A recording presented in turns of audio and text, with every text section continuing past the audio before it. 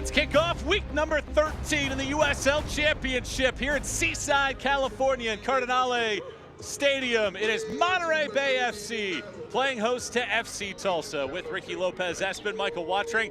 Great to have you on board here this evening as we take a look at the Western Conference standings. And for the first time this year, Monterey Bay has dropped out of the playoff picture, having been winless in the last four, 2 losses, 2 draws since the last win at Indy 11 on April 22nd. On the other side for FC Tulsa, they're coming off of one of their best performances of the season against Lou City last Wednesday. They sit right now in a tie for 7th place after coming back to take down Lou City 2-1 with 2 goals in the final 10 minutes of that matchup. If Monterey is to get back on track in this one, Ricky, they have a great goal-scoring duo in Alex Dixon and Christian Valesky. The ability to create and finish plays between these two are just so important for the success on the attacking phase for Monterey Bay. You have Valesky, he's going to stay high, he's going to occupy, and his movement in around that 18-yard box is so special. Alex Dixon, the freedom to join the attack as he sees fit, come underneath, but the verticality of his runs puts a lot of pressure on the back line, so they're going to be up to the challenge and ask questions of FC Tulsa and that back line here tonight. On the other side for FC Tulsa, they made a big splash by acquiring the second best goal scorer in the league last year, Philip Goodrum. He paid off with a game winner in his debut. Massive acquisition here for FC Tulsa. Yes, everyone sees his goals, his assists that he's had throughout his career in USL Championship, but I love the hard work that he does battling with center backs, the ability to get on the end of things, and you talked about off the heels, scoring at Lou City, never an easy task, so you know he's going to be motivated here tonight once again. Monterey Bay and FC Tulsa clash for the second time. 2 teams looking to make that push up their respective standings. Will it be Monterey Bay avenging last year's loss, or will FC Tulsa clip Monterey again? Lineups and kickoff next.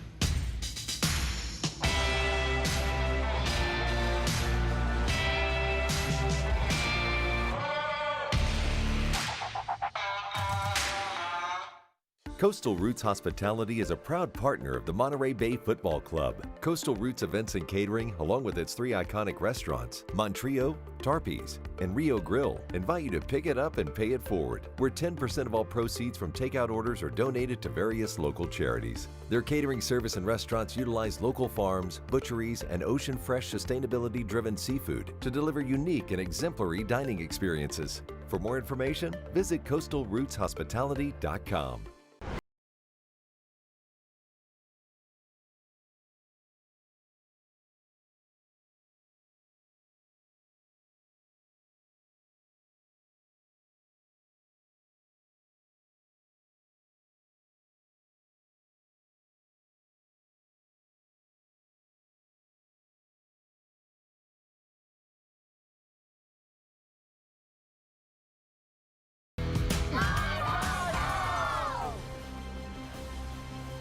We welcome you back to Monterey Bay as we get set for kickoff here between Monterey Bay and FC Tulsa for the second time in the history of the clubs. As we take a look at the starting 11 for Frank Yallop's group, 2 changes in his starting 11 in this one, Ricky. And my eyes go to that middle 3, Revelar, Murphy, and Enriquez. How quickly can they get on the ball? Valesi's going to stay high. Alex Dixon is going to work up and down that right-hand side. Guido has the freedom to come in. But if you're Moby Fair and Kai Green, how compact can you be and keep everything in front of you? Donor has the ability to get around the corner, and so does Wilmer Martinez. Ability to serve in the ball from a dangerous set piece, left-footed. But if you're Frank Yallop, this starting 11, very talented.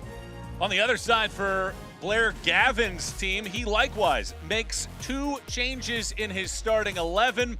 Goodrum at the top makes this team very potent. And it all comes about the attacking phase. You have Marcus Epps' ability to beat players 1v1, the same as Josef. Goodrum, like you said, Michael, he's going to stay high. He's going to occupy the 2 center backs. Blaine Ferry, very crafty left-footed player. Rushi and Tete, again, need to be very good in terms of their communication, passing players off. Malou has the freedom, and then Adam Arbor, what a pickup he's been for FC Tulsa. He's going to provide the width and join the attack for Blair Gavin. Again, a very talented starting 11 side. FC Tulsa coming off of the win last week against Lou City. And Monterey Bay looking for its first win in 38 days. We're just about ready to kick things off here to start off week number 13, a Wednesday night primetime matchup here in the USL Championship. And we're just about ready to lock and load here. Our official is Gerald Flores. We're here at Cardinale Stadium. Ready to lock and load here today. Will it be Monterey getting its first win since April 22nd, or will FC Tulsa win back-to-back matches for the first time in October? Here we go from Seaside, California. I'm Michael Watring, joined by Ricky Lopez-Espin. Our entire crew hopes you can come in and stay a while with us here on this Wednesday evening. Ball sent forward and will be picked up. You see Monterey Bay out in the whites, FC Tulsa in the black jerseys.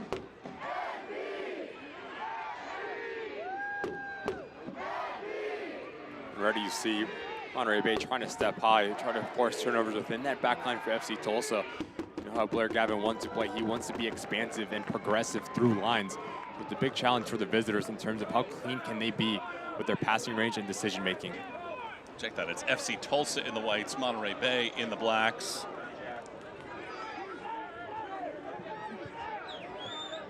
FC Tulsa has played a boatload of tight matchups this year, but coming off of that comeback win against Lou City was the first time in 35 matches that they'd come back to win a game when trailing at halftime.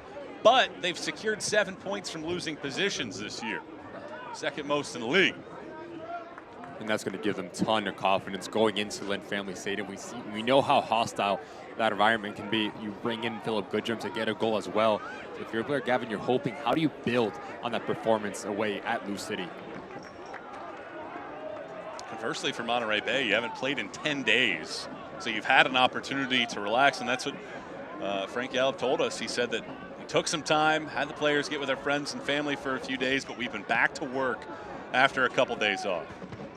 And it's always going to be interesting to see how it plays out, whether it's rhythm, whether it's rest. Having that balance for a manager, but Frank Gallup said, look, our week prior to this game has been terrific, so you're expecting Monterey Bay to ask a lot of questions within this first 10 to 15 minutes and put a lot of pressure on the back line of FC Tulsa and test the goalkeeper.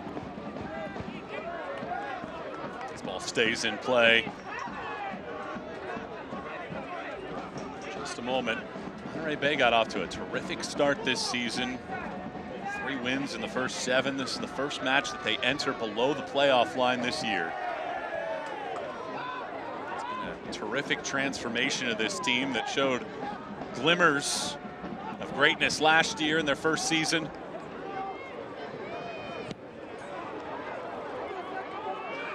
Siaha skies this ball down the yard. Valesky couldn't latch onto it after the header from Gleedle. And one thing about Monterey Bay, they like the way that they like to attack, the fluidity on that front line.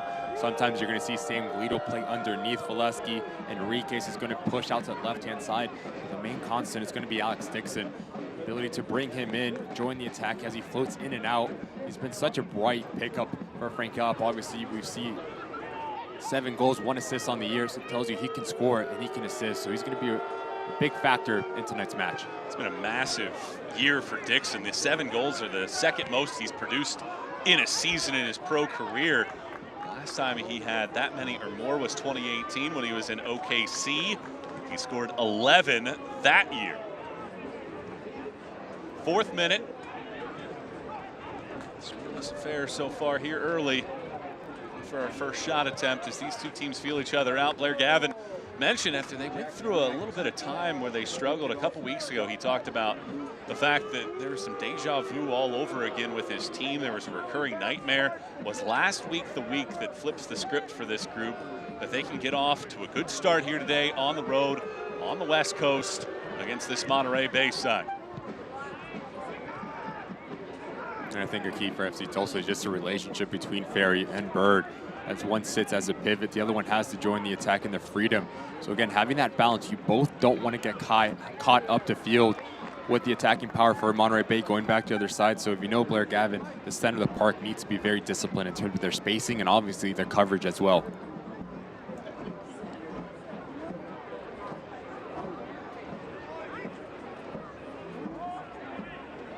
There is Frank Yallop, second season with Monterey Bay. He's had a great career, 2 MLS titles with San Jose, coach at Phoenix for a couple years. He has been a part of some great growth within the groups that he's been a part of. The transformation of this Monterey Bay team has been evident this season.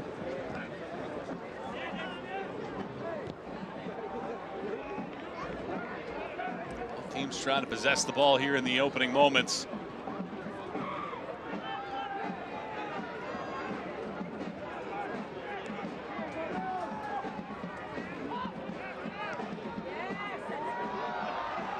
Decent passing here. Rebelar carried it forward, but it does get intercepted.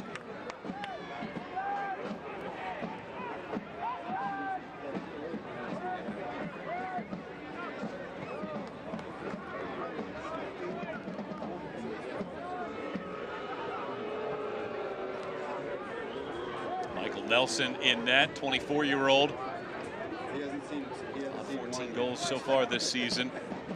This Tulsa team has been a little bit of boom or bust. 5 times they've given up multiple goals in a match. They have a couple clean sheets. And they have given up a goal in 8 straight.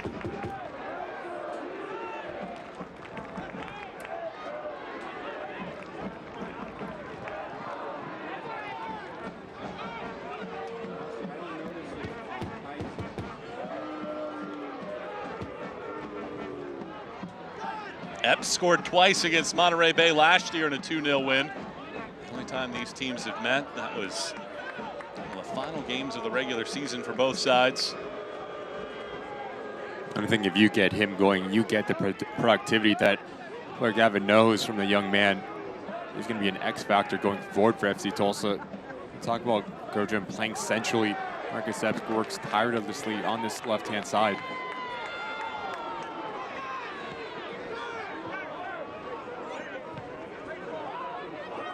Good run forward by Goodrum. Kai Green all over him as well initially, and let's see. It is a foul whistled. Kai Green has been doing this for a long time. He does well there defensively.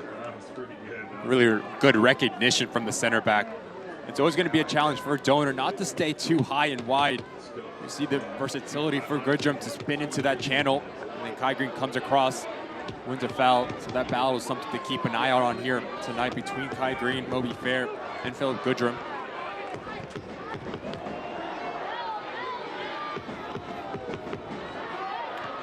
It's fascinating, the swap. Goodrum coming to FC Tulsa, and FC Tulsa sending Rodrigo da Costa to Memphis. And da Costa had been such a steady cog with FC Tulsa that you wonder what kind of growth will there be out of this group with Goodrum on the team now, and you lose a piece like da Costa that had been littered throughout the record books in that club's history. I think it's an opportunity for players within the locker room for FC Tulsa to stand up and say, look, I'm going to be the leadership. I'm going to be the player that you can look up to and get advice from and showcase yourself. Obviously, you bring in the second Golden Boot player from the 2022 season. You don't have to blink twice about it. Scoring goals for fun at Memphis. It really didn't have the same productivity that we saw early in this year. But if you're Blair Gavin, how do you press the right buttons to get Philip Goodrum? Because you know the talent's there. You know how clinical he can be. It's a matter of if, not when, you can put the ball in the back of the net. Foul whistled on Adam Armour. Free kick coming here for Monterey Bay in the 9th minute. Goodrum did not score with Memphis this season. Bagged his first last week in the 89th minute against Lou City, and this was a year after he scored 21 times in the regular season, had a goal in the playoffs, finished one behind Milanowski for the Golden Boot race in the USL Championship last year. You know the goals are in him. Had a big stretch last year where I think he scored 7 in 9 matches.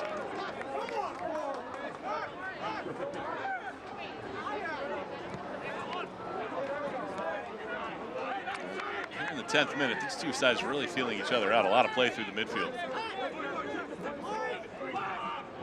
Both sides really imposing their identity so far. Again, you see FC Tulsa trying to squeeze and force turnovers towards the sideline. It's interesting because they keep the weak side very high and wide. I told you that, Blair Gavin, if they force a turnover, they want to change your point of attack and go quickly out the other side. So always having that weak side balance for the team in possession is going to be key. Here is Epps. It's a wide switch. Instead, it's handled by Monterey Bay to clear out towards midfield. It's a nice flick on. It's able to reset and will regain its shape. These two teams have been slow starters this season.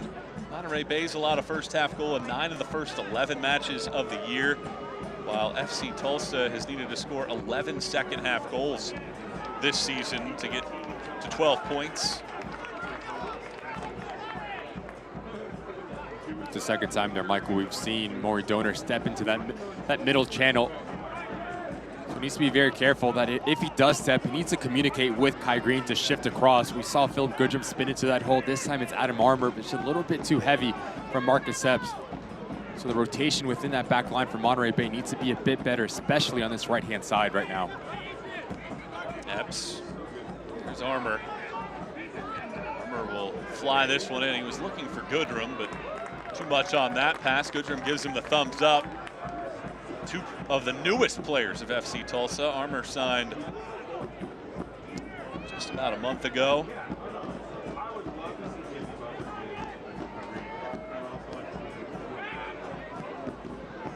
Dixon comes back and a foul whistled. You just see how high FC Tulsa, that's your center back Rushi, deep into your attacking half. So if you have the ability to spin him, there's going to be tons of green grass for Monterey Bay to exploit. Always dealing with that initial pressure, breaking that first line of pressure of your opposition is going to be key for Monterey Bay, the way that Frank Lab likes to play. I thought it was interesting talking with Coach Yallop. He talked about the fact that they're typically really good on set pieces, really good at crossing, but that has not been something that they have been very successful with this season at all. They spent a lot of time in training. And in this match, that's something to keep an eye on, is how well does Monterey Bay handle set pieces and crosses? Do they have players in the box, and is the service good enough to give those players chances to score? Well, you have to think that comes with the success as well, the ability to score goals. If you don't cheat, you don't score. If you don't get numbers in around a dangerous situation, you're not going to put the ball in the back of the net. So I think we talked to Frank up and said we've worked on it a ton this week, so you're expecting secondary runners, always someone crashing across that near post, whether it's a back post or that trailing run on top of that 6-yard box. So those are the 3 marks that you want to hit when crashing in terms of set pieces.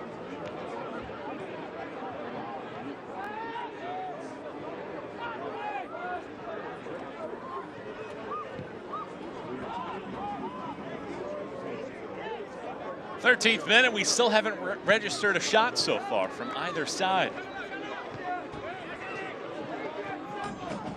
A few touches inside of opposition boxes as well.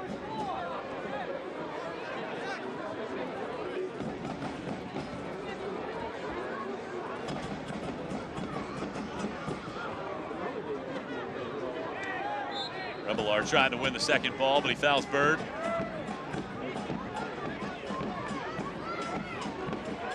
Crowd for a Wednesday night. Good atmosphere here in Seaside, California.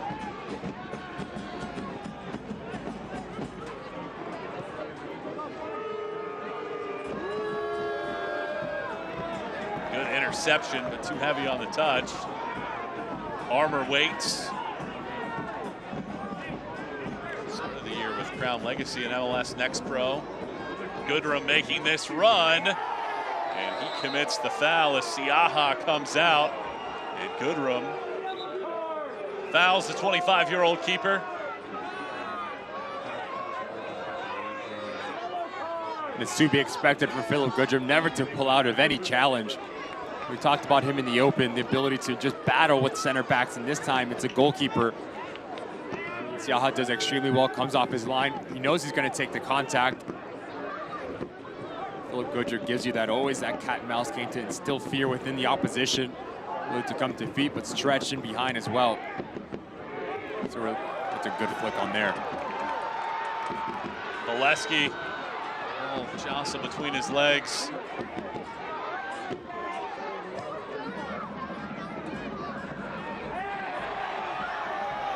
Monterey wants a handball, but no whistle that time around. You just see the rotations in the center of the park for FC Tulsa. As Blaine Ferry comes deep, it's Eric Bird that pushes a bit higher. Pearson comes in through the channel. There's a lot of movement, a lot of discipline in terms of tactics for Blair Gavin. We've seen Joseph, he's staying extremely high and wide on that weak side, putting a lot of pressure. Donor doesn't get his pass to get completed. Very well-weighted ball. Armour, though, can't hold on.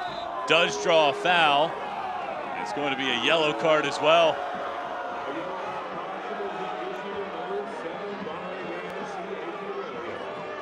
Adrian Revelar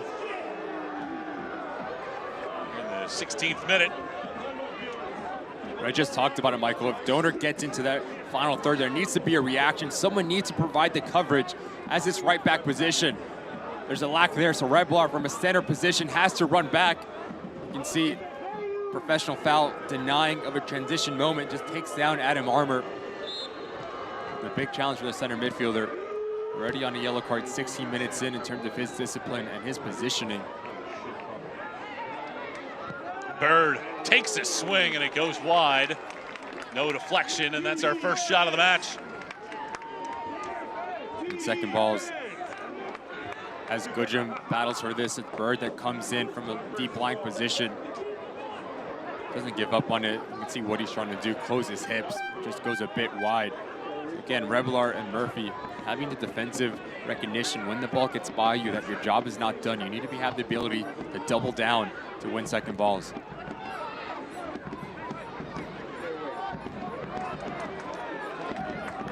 th minute of action, scoreless on this Wednesday night. Michael Watring, Ricky Lopez Espin, our entire crew watching this one with you. Two sides that are flirting with a playoff line spot at this point. FC Tulsa just in the picture, tied for 7th in the East. Monterey Bay, 9th in the West.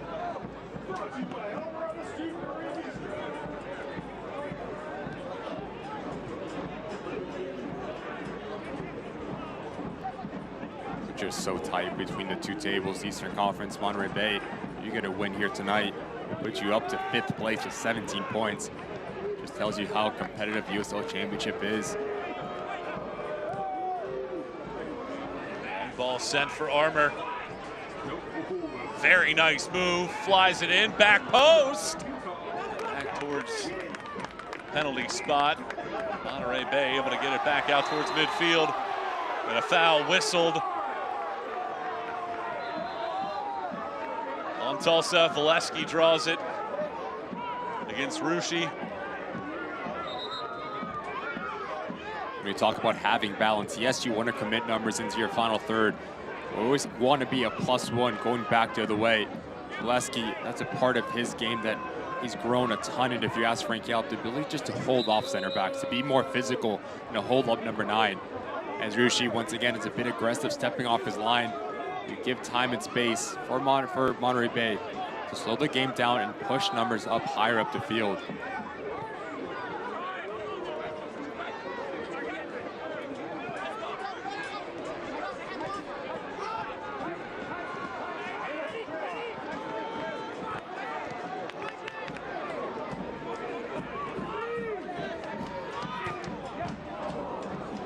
just see how compact FC Tulsa is in their defensive structure. You want players, whether it's pulling players out of position, popping in between lines. It's been a bit stagnant for Monterey Bay. 19 minutes in, no really flow and rhythm in terms of their possession. It's a team that has excelled in second halves. 10 of their 18 goals have come in the second half, including 7 of their last 9. So not really a surprise that here in the 20th minute they haven't taken a shot, but certainly at home it's an Eastern Conference foe to come out of this with those 3 points, of course.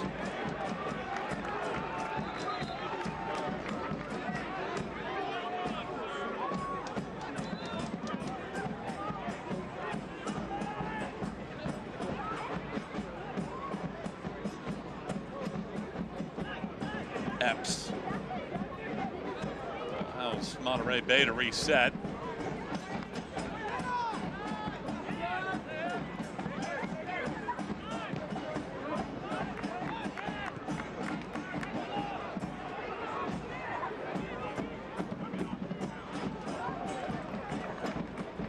Enriquez the last to touch.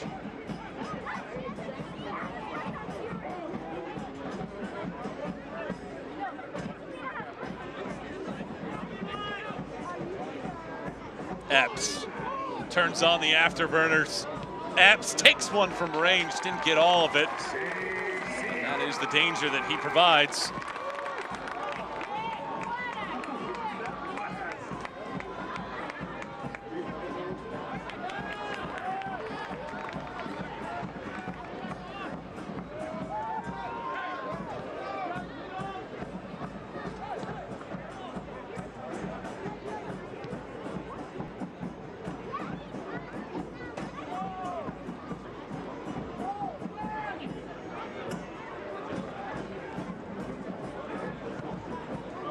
It's a good decision there from Siaha.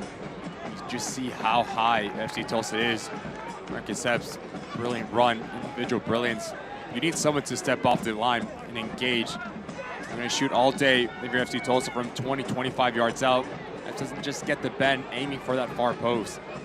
Again, if FC Tulsa is stepping extremely high and you're Monterey Bay, there's no harm in just playing direct, getting in behind with the likes of Valesky and Gleedle to go and test the shape of FC Tulsa. Bird continued his run, but Dixon watches it out.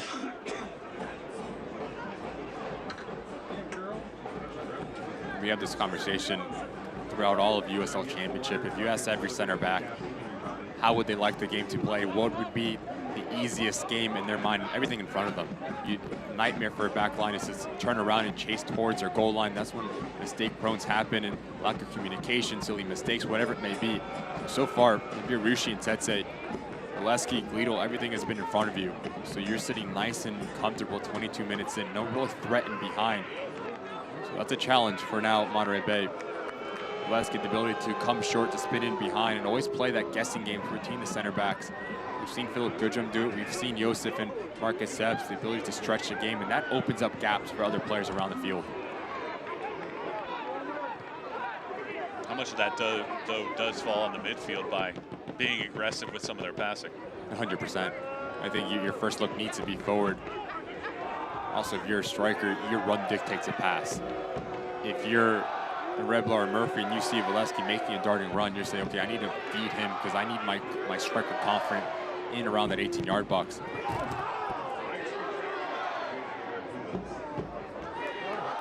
It just goes to how compact FC Tulsa has been. Your player Gavin, you see your defensive structure was going to be key coming in to California, and so far 20, 25 yards from back to front, making life very difficult for the home side here.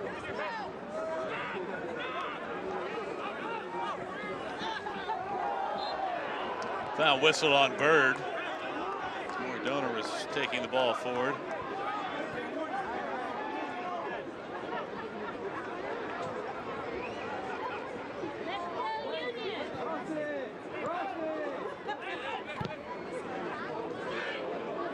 Arcing chip. It is a nice touch in the box this time.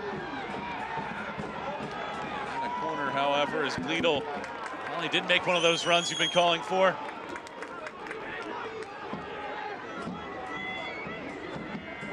Dixon sends along Donor.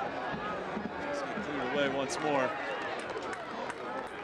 When they do have talent, they can hurt you in a variety of different ways, whether it's through the wide areas or just those little darting runs. How do you get those guys the ball in dangerous areas? We talked about set pieces. I think Gallup is going to want quality here from James Murphy.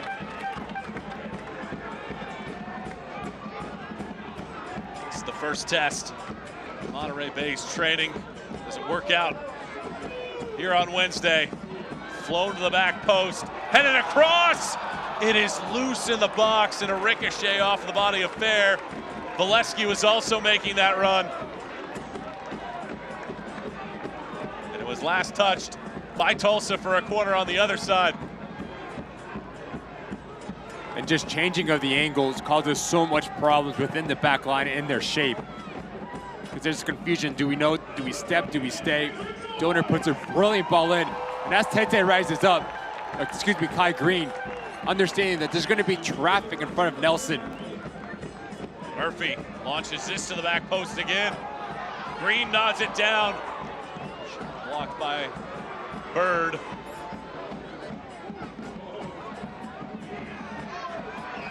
He's getting tangled up before Green for a moment gives it away, but you can see that Monterey Bay is doing here on these crosses and corners is testing FC Tulsa.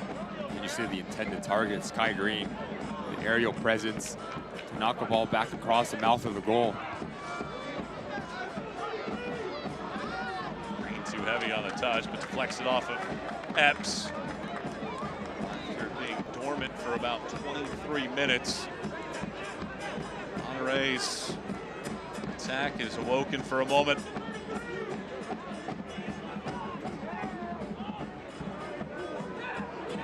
Very nice turn from Gleedle.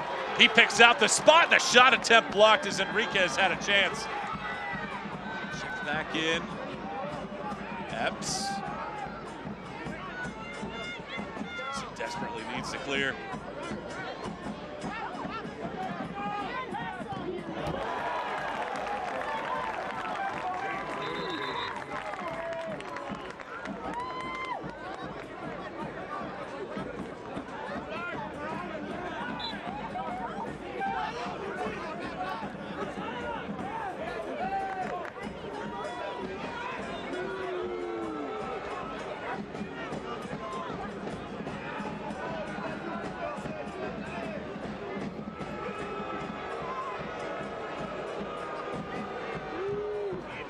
Really good ball there. Heavy on the touch and an interception.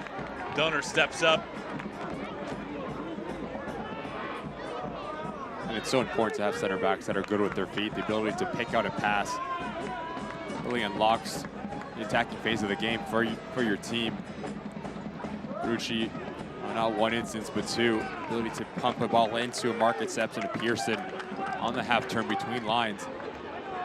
They're so rare nowadays. If you ask any manager on the checklist, who do they want in the offseason? A center back that can play with the ball at their feet and a striker that can score goals. Scoring goals is the hardest thing in this game to do. And obviously, center back just gives you that security within the back line, but also the first line of the attack going from the back. Ball just poked away from Gleedle. Armour going in the wrong direction. Goes out. Well, it stays in for just a moment, and eventually it is a corner. That ball had enough spin on it to stay put, and Monterey Bay gets its third corner in the last few moments. Just that little effort there from Valesky, putting pressure on Rucci, testing him, trying to make him make a decision. Now it's the second time we've seen James Murphy play with his shin guards. They elected to go short.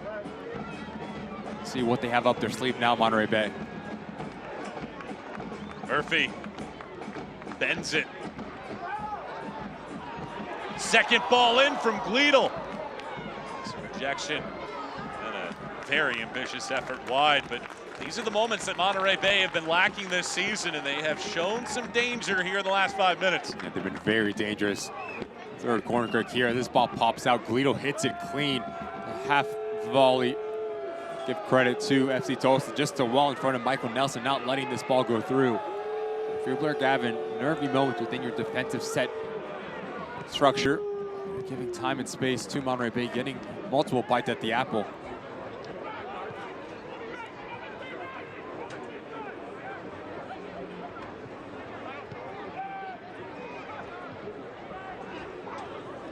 Tulsa sends this ball forward. Goodrum making the run in the box. The second ball laid back for Pearson. Bird. Armour. Epps. So much attention. Armour has options here.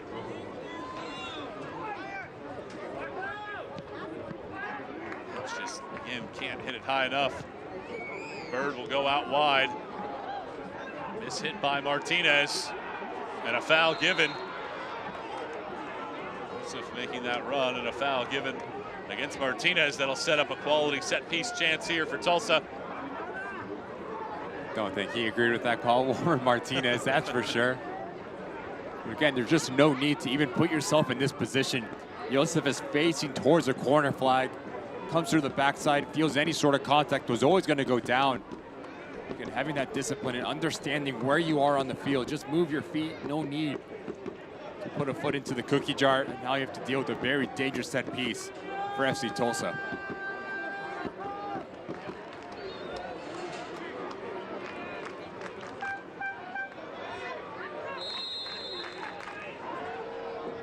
This ball bent in and threw it away. Doesn't get past the first defender.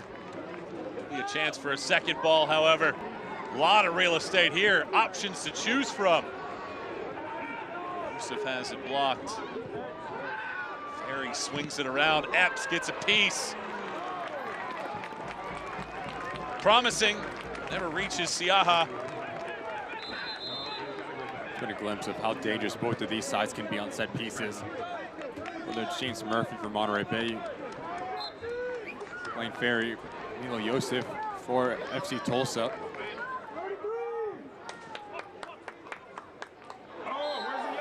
There's a foul. Goodrum committed a foul earlier against Siaha.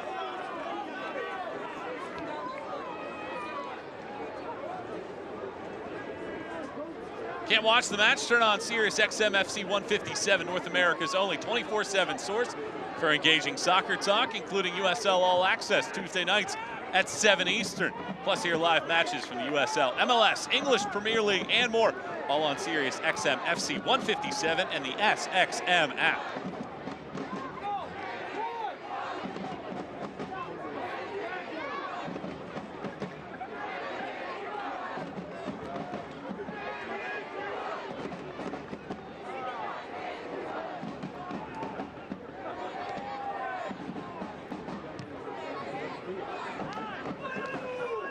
Donor.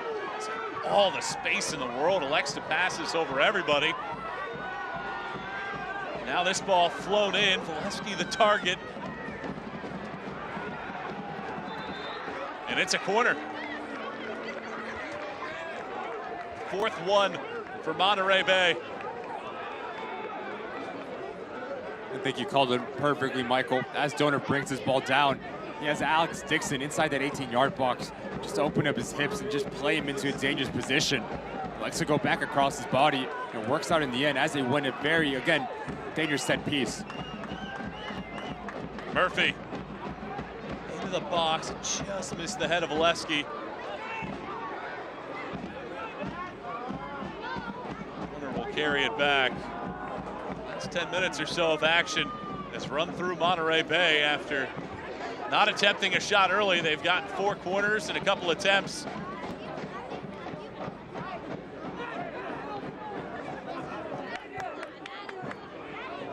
Fourth minute of play, no score in this midweek matchup in the USL Championship with Ricky Lopez-Espin. I'm Michael Watrang.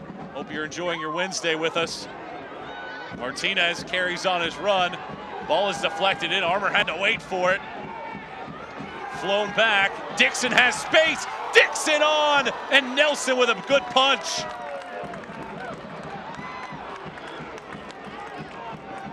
Denying one of the top goal scorers in the league. But how good is this in terms of his movement from Alex Dixon?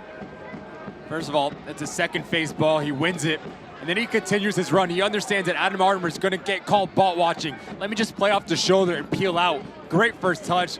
But as he tries to open up his hips and closes them, has eyes for that far post, but doesn't hit it as cleanly as he would like. It's straight at Nelson. Big time save from FC Tulsa goalkeeper.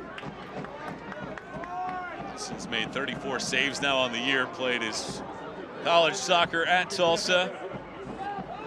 His first season with the club. And really the first time either keeper's been asked to make a play. And it's Nelson coming up with one. Heavy collision. We'll play this ball forward after Armour rammed in. Back line members. It was Donor that took a heavy brunt of that hit. He's back up though, and he'll start this charge. So much real estate for these Monterey Bay midfielders and pack line members. And they push forward. And it just comes from changing the point of attack. We talked about how FC Tulsa likes to press and likes to squeeze you towards one side.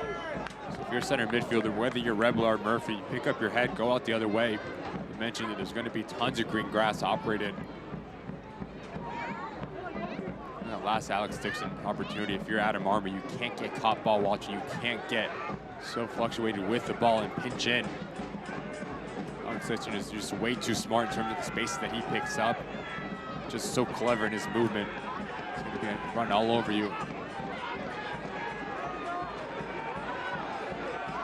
Toner towards the touchline. Armour this time shuts him down.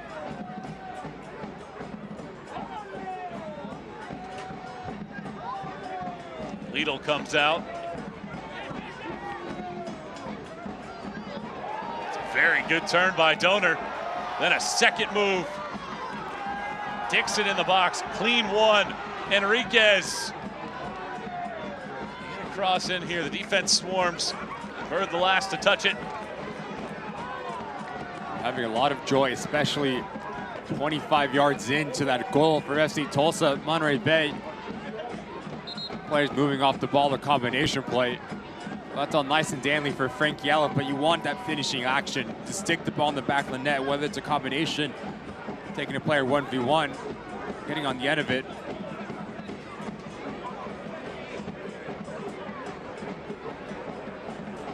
Frank Gallup laughed the other day when we asked him why they've been so strong in the second half, but they certainly are building here at the end of the first. Bit of a Charlie horse, it looks like. Eric Bird comes across, catches the knee. Maury Donor there. Those are never fun.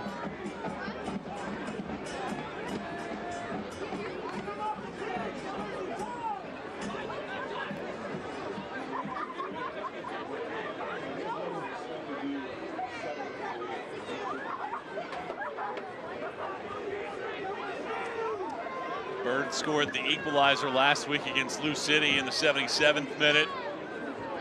FC Tulsa overcame a 1-0 deficit late against Lou City. 8-match winless streak prior to that. Won in 71 days. Until that 2-1 win a week ago. Looks like Colin Fernandez is going to have to come in and replace Bird.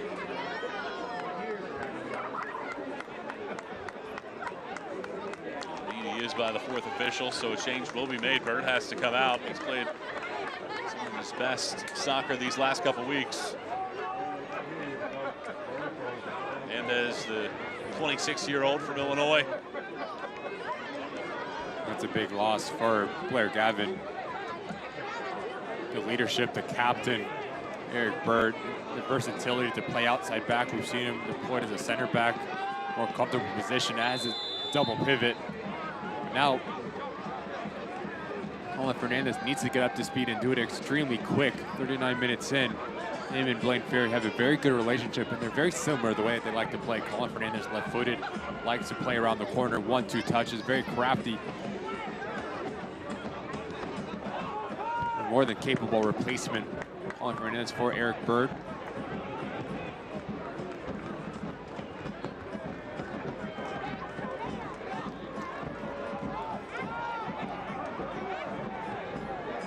Ferry. Whistle back defensively, instead the flag up. But again, it's something we haven't seen much of this first half.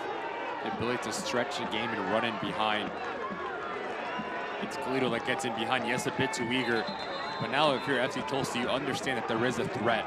So you're going to drop off if a player has time and space to pick up his head. Now you're going to start to see gaps open up between lines. Actually 5 more minutes to go in the first half. Some teams that have done a majority of their damage in half number 2 can either break through in the first to take a lead going into the locker room.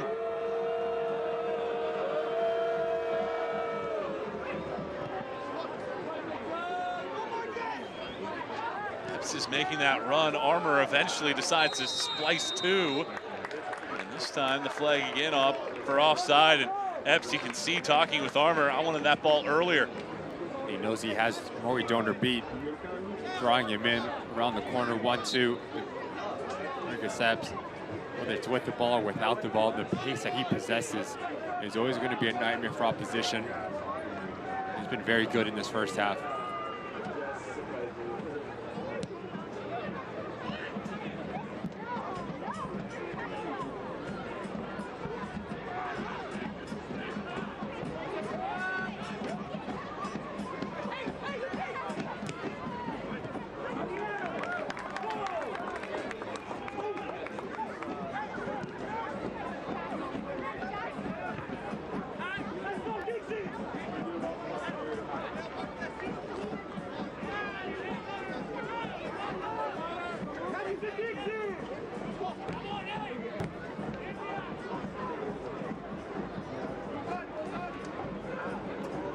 Don't miss a minute of the action in 2023, whether your club is on the road or at home. Catch nearly every second of USL Championship action on ESPN+, the home to the USL, La Liga, the Bundesliga, UFC, and more. Sign up today at plus.espn.com.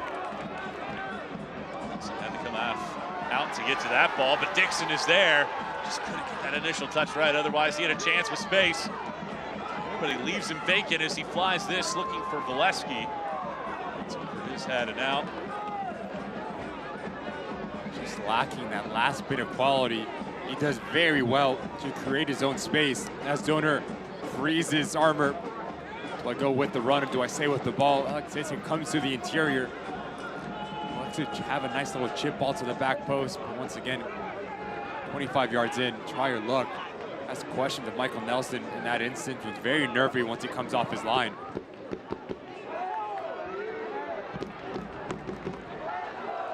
Revelar sends this forward. Enriquez goes down. Corner given. It's a strong challenge there from Malou. Right-hand side for FC Tulsa between him and Tete. Very physical relationship between those two. Recovery speed that Malou possesses. Successful season with Columbus Crew 2, comes into FC Tulsa. Started as a center back, more preferred as a right back. Timely challenge.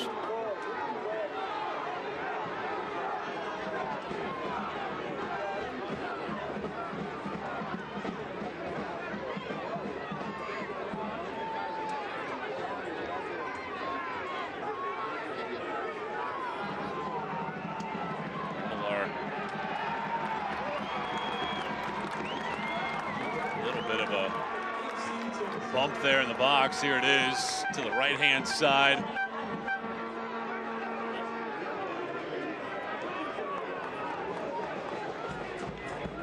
Between a couple, and Nelson just gives him a little bit of a tap. Now Murphy with a corner. This is a very low liner. It nearly found its way all the way through to Green. And this ball is just begging for someone to get on the end of it. In swinger, just drops in that back post.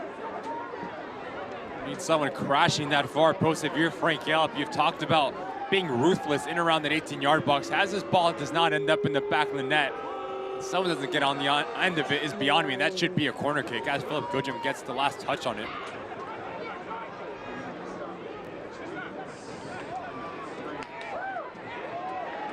Although Joseph picked up a yellow during that last little scrum.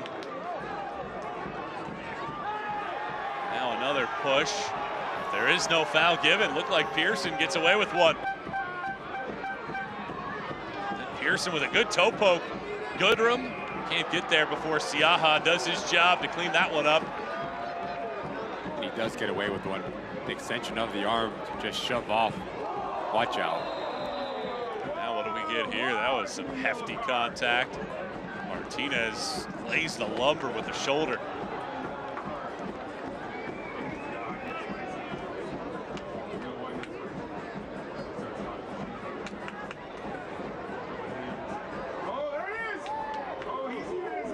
Murphy trying to get Siaha out of there.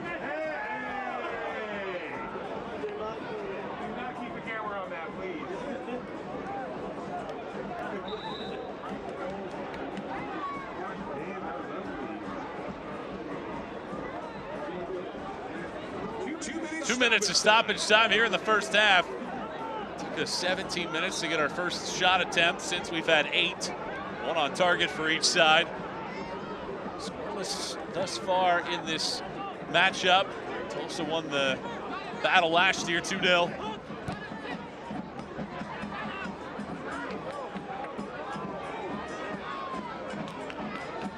Monterey Bay look to break through here before the end of the half. It's all over everybody. Malou gets there first. Martinez knocks him over. Getting a little fiery here in the final moments of the first half.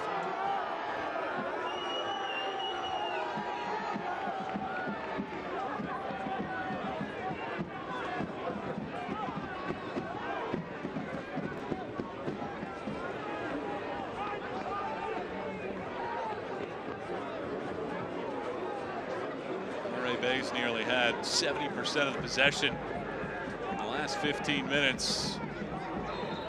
FC Tulsa has not broken yet.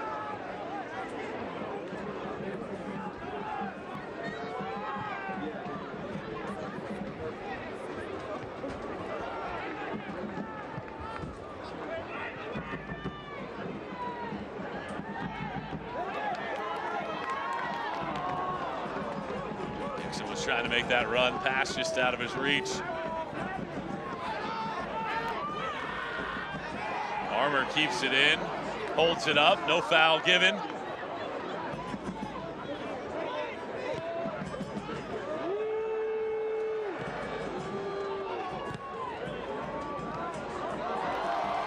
Nice flick on there by Valesky. Gleadle will track it down. Perhaps the final charge here the first half. And it will be another quarter coming up, the 6th of the first half for Monterey Bay. Gallup said that this was key. Set pieces, crosses, yet to score on one this season. Is this the moment where they change that? The last ball here, the opening 45. Murphy into the box, handled by Armour. Whistle doesn't blow as this ball's chipped around. Murphy, Revelar, and there is the final whistle. Some frustrating moments at times, but at the end of 45, no score. What are your thoughts on the opening half? I think emotions are high, so who's going to manage emotions coming into the second half? But as Monterey Bay started to grow into the game, it all comes down to the movement of Sam Gleadle and Valesky. As one of them drops deep, the other one goes in behind and tests the shape. But for FC Tulsa, very good defensively, but how do you get more on the attacking phase? You need to get Philip Goodrum on the ball a bit more. Joseph extremely quiet in that first half. So Marcus Epps, Goodrum, and Joseph, those three, the three-headed monster for the visitors, get them around that 18-yard box. And it's going to be very interesting, Michael, to see the tactical changes that both of these managers do coming out of the break. What you would expect out of the opening 45. Two teams that are strong in the second half. Deadlocked after the opening 45 minutes of play. When we come back, we'll have the schedule, USL news and notes, first half highlights, scoreless at the break.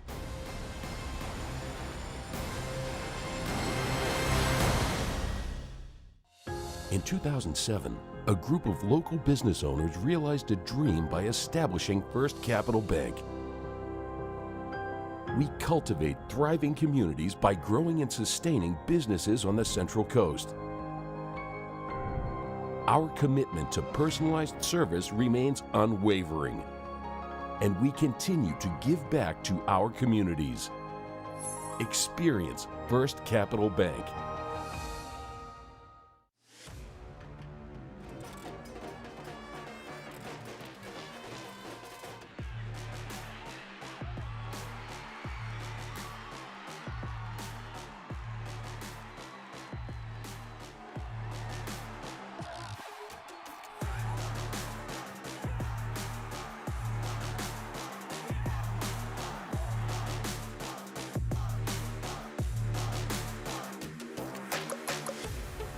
Are you paying too much for your car insurance? Call Coast Auto Insurance to receive a free quote and see how much you could save. Coast works with over 50 different insurance companies to make sure you get the best rate for your car, motorcycle, home, or business. Coast is a local company with local people. We do vehicle registration, SR22, and insurance for Mexico. Call Coast Auto Insurance today for a free quote and see how much we can save you. Or go to coastautoinsurance.com, where your peace of mind is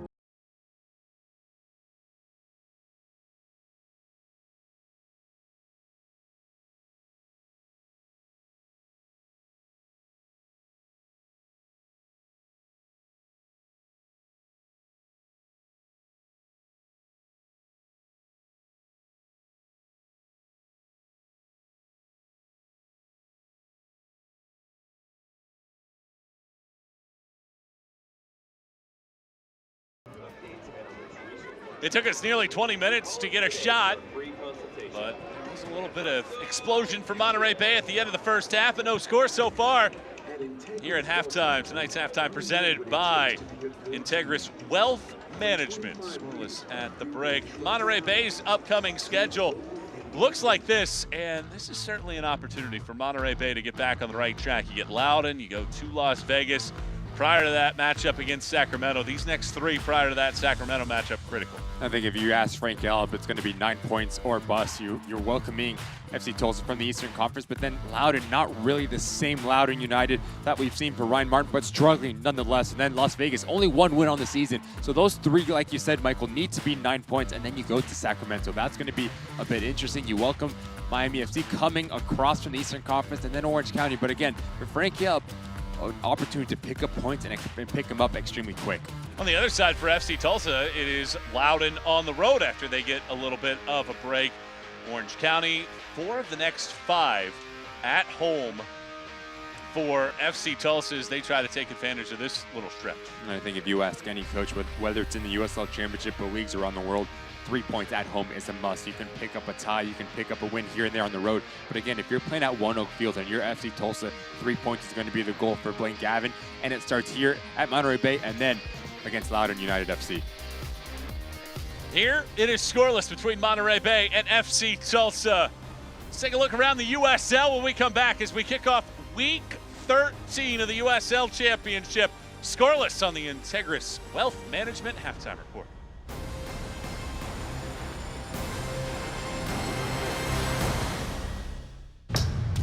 Are you ready? Ready for more of the game you love? Ready for more players and more teams? Ready for more stadiums, for more fans in more cities? This is a different league. The USL Super League. Built for the future of women's soccer. Bridging the journey from youth to pro, connected to the global game, and bringing it all closer to home. Are you ready?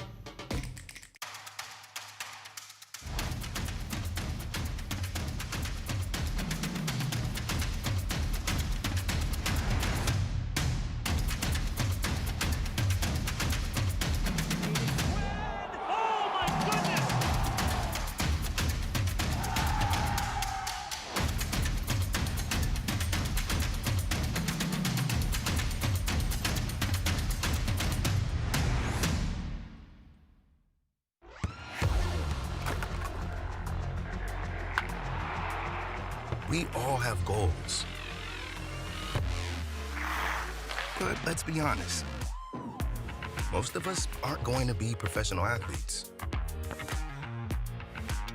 But if your goal is to finish your degree, we can help. Come to a university that puts your goals first. Bellevue University, your partner in finishing goals.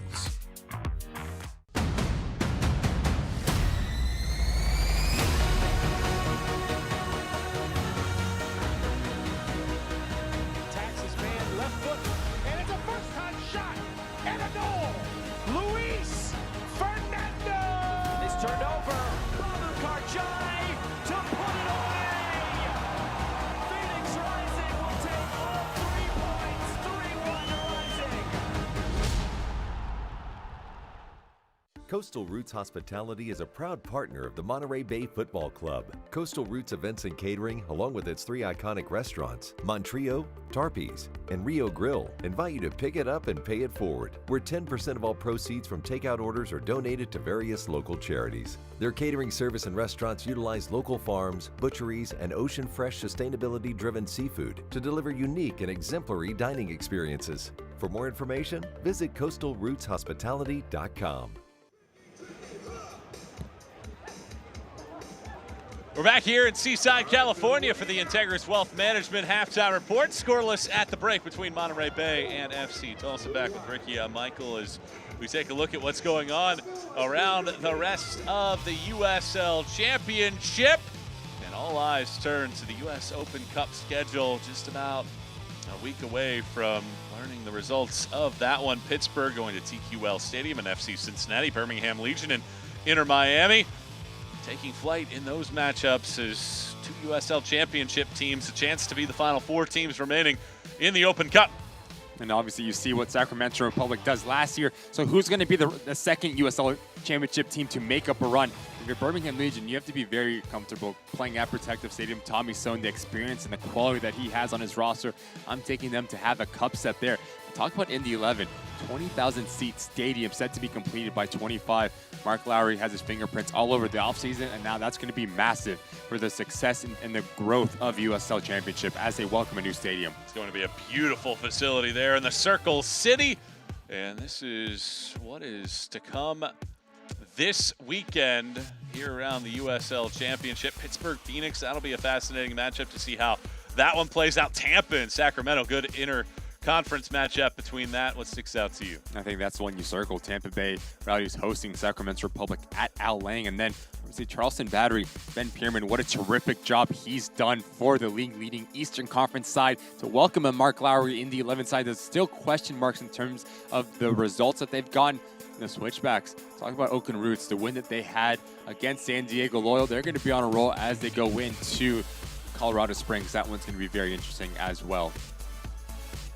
Recapping last week's action in the USL Championship, Tampa Bay does get that win over Colorado Springs. Charleston stays atop the Eastern Conference table with a 2-0 victory. Pittsburgh continues its fine run of form, and about Oakland's performance against San Diego coming away with 3 points. And the big question mark coming into last weekend was always going to be the hangover, or if there was, for the Riverhounds going so high against an MLS side. What was the reaction going to look like? But you know anything about Bob Lilly, he's going to want his team to play, and he knows he's going to get them ready. So go into Loudoun against Ryan Martin. That's not an easy result. And then we talk about Oakland. No Delgado pressing all the right buttons to get the Roots, and once again, they're doing it again on Friday against the Switchbacks, who fell at Al Lang in Tampa Bay. We are through the first 45 minutes of the first match of Week 13 in the USL Championship. When we come back, we'll take a look at the opening half highlights and stats before we kick for half number 2. Monterey and FC Tulsa scoreless at the break. Hang with us. Second half comes your way when we return.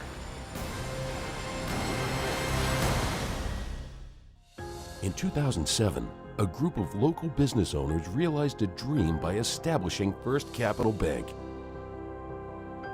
We cultivate thriving communities by growing and sustaining businesses on the Central Coast. Our commitment to personalized service remains unwavering, and we continue to give back to our communities. Experience First Capital Bank.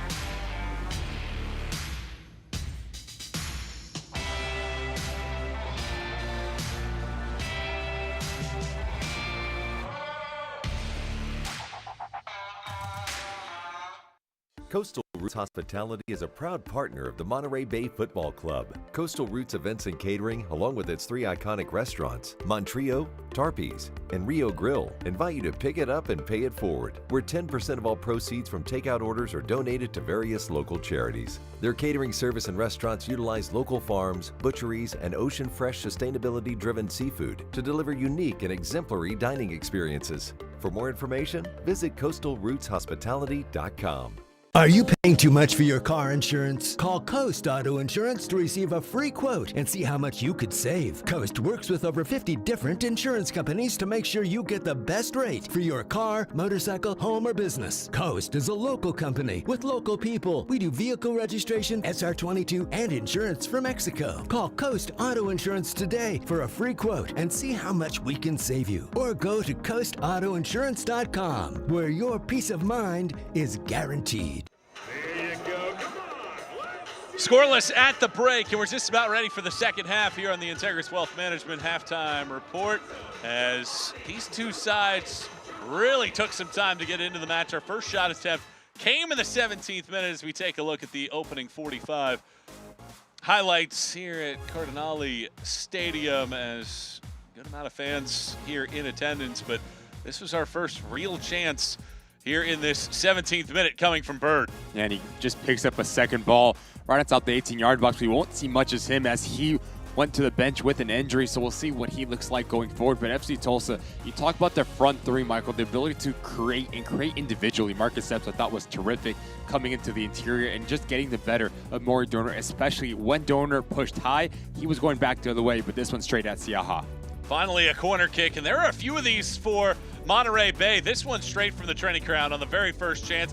Valesky just couldn't latch on to that one. Good defense from Blaine Ferry to step in front. And again, just changing the point of attack, changing the angle to come short as Kai Green gets on the end of it, but this is a terrific individual. Look at Adam Armour as he gets caught ball watching. That little step to his left-hand side creates space for Alex Dixon just to peel off the shoulder. Great first touch, but you can see Alex Dixon trying to get around that ball, put it to the back post. Michael Nelson, big-time save. That ball somehow didn't latch on to Kai Green's foot on the back post on another corner kick opportunity. Those were the moments that Frank Yallop wanted from his group. So far, they have not finished in this first half, but building percentage of possession equal. Monterey didn't take its first shot until nearly the 25-minute mark, but they end up with 5. A good, strong close to the first half. And you're going to want more if you're Frank Yallop, just getting more numbers into that final third. And again, that final execution, the final quality, whether it's a ball, whether it's an individual brilliant play, just ask more questions of Michael Nelson. And then if you're Blair Gavin, how do you get your front three more involved? Goodrum, Epps, Yosef, times widely untested, didn't really touch the ball as much. Yosef, as you say, high and wide. What does he look like coming into the second half? But again, it all comes down to the movement of Philip Goodrum. FC Tulsa coach Blair Gavin told me a couple weeks ago that he likes to take these interconference matchups between the East and the West. Think of it like a club final, trying to come away with 3 points in those matchups. And the second half has been strong for Tulsa this season.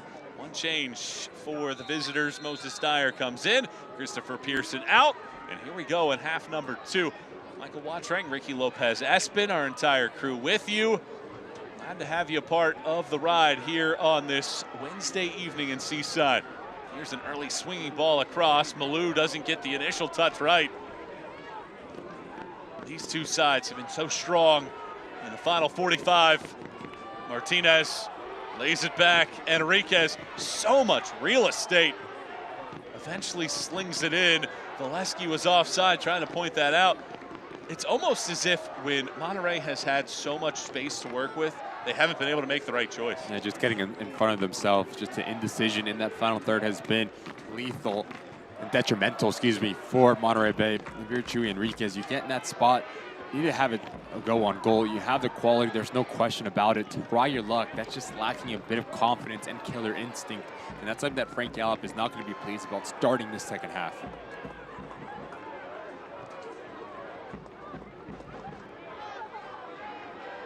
Monterey Bay had conceded her first half goal in all but 2 matches entering tonight. Only Orange County had done so more frequently. But they were able to keep that clean sheet in the first 45 of this game.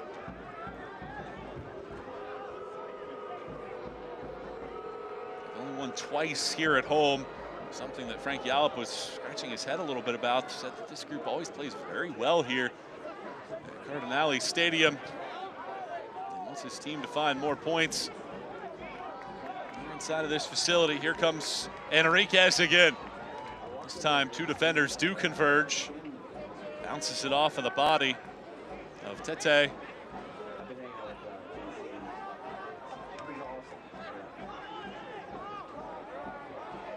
Enriquez into the mixer.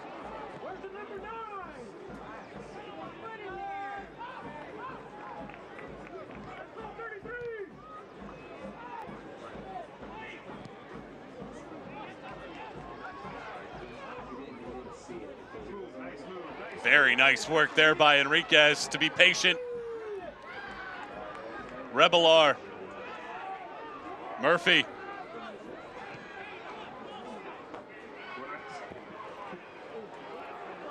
Nobody on that side until it comes all the way over. This ball ricochets out for another throw.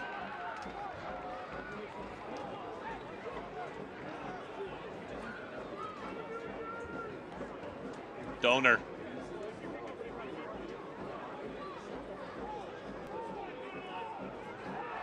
He goes down, and there's a foul. And these are the moments for Monterey Bay that they have to capitalize on. And it's really clever there from Maury Donor. As he tries to come to the interior, feels the slightest of contacts there from Marcus Epps, and it goes down. And like you said, Michael, corner to 18-yard box, James Murphy on it. You're aiming for right on top that 6-yard box. Flipping the ball with a lot of power and looking for any sort of deflection to end up in the back of the net. Philip said that he thinks that his team at times this year has been passive in the box. Somebody be brave here. Murphy delivers this service. Nelson doesn't get the touch on it. Enriquez bends back. Rebelar. Green off the volley. But better for Monterey Bay. And we talked about the ability to hold off center backs from Valesky. Just holds off Rushi there. Sees the oncoming center back, Kai Green, and he hits it well, to be fair, but just straight at Michael Nelson. You just see FC Tulsa very compact in their shape and letting Monterey Bay play around them, but never through them. It's been a bright start for the home side in the second half.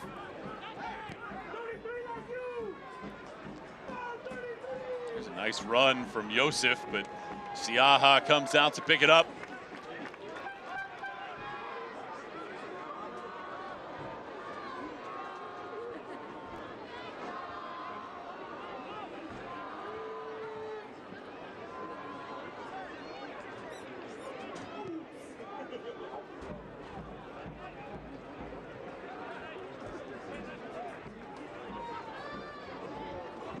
Talked about at the outset of this match, the duo of Valesky, Dixon, they have 11 goals between them out of the team's 18, and Frank Yallop talked about, he said, we need some more production from other players. Here's Enriquez off of the turnover. Valesky tried to break through, but that is such good defending by Tete, but he might have hurt a hamstring. He's down in the box.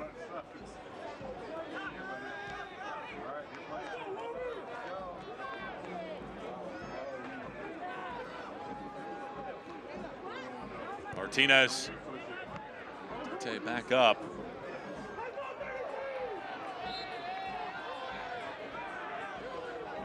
And foul given.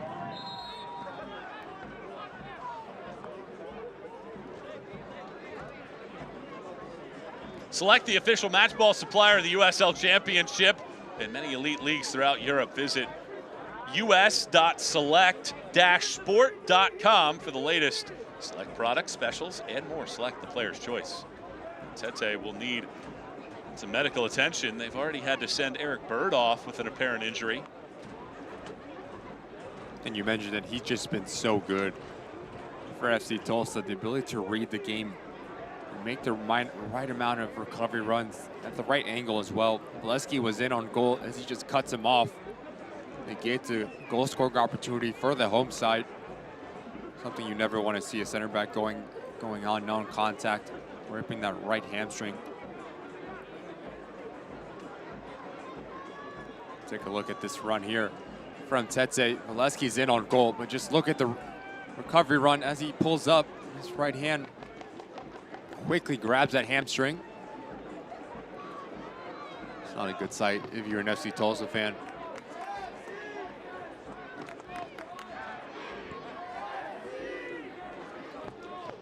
So they will need to make a change with Tete having to come out.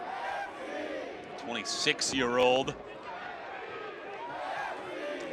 Bradley Bourgeois, 29-year-old, will replace him. It's the second time in this match that FC Tulsa has needed to make a change after a player goes down with an apparent injury, and that's now 3 adjustments that they've needed to make to the starting 11. It's going to be a like-for-like save. Substitution. Bourgeois is going to shift right next to Rushi. Malou's going to stay on the right-hand side and armor the left back. Bourgeois, the career that he's had for Tulsa. Captain, very good on the ball as well. So look for him to play himself, and if you're a center forward playing against him, you test him early. That's exactly what they're trying to do as this ball swung in. Valesky! Does it stay out? And if it does, how? Bourgeois immediately tested, and Nelson somehow strong enough to keep it out of the net.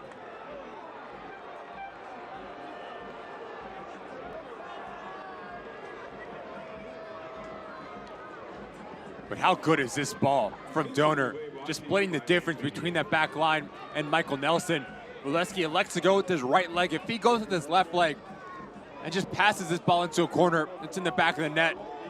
Closes down the angle as he reaches across his body. That gives Michael Nelson the ability to read the flight. But big time save from the goalkeeper for FC Tulsa, once again, keeping this thing 0-0.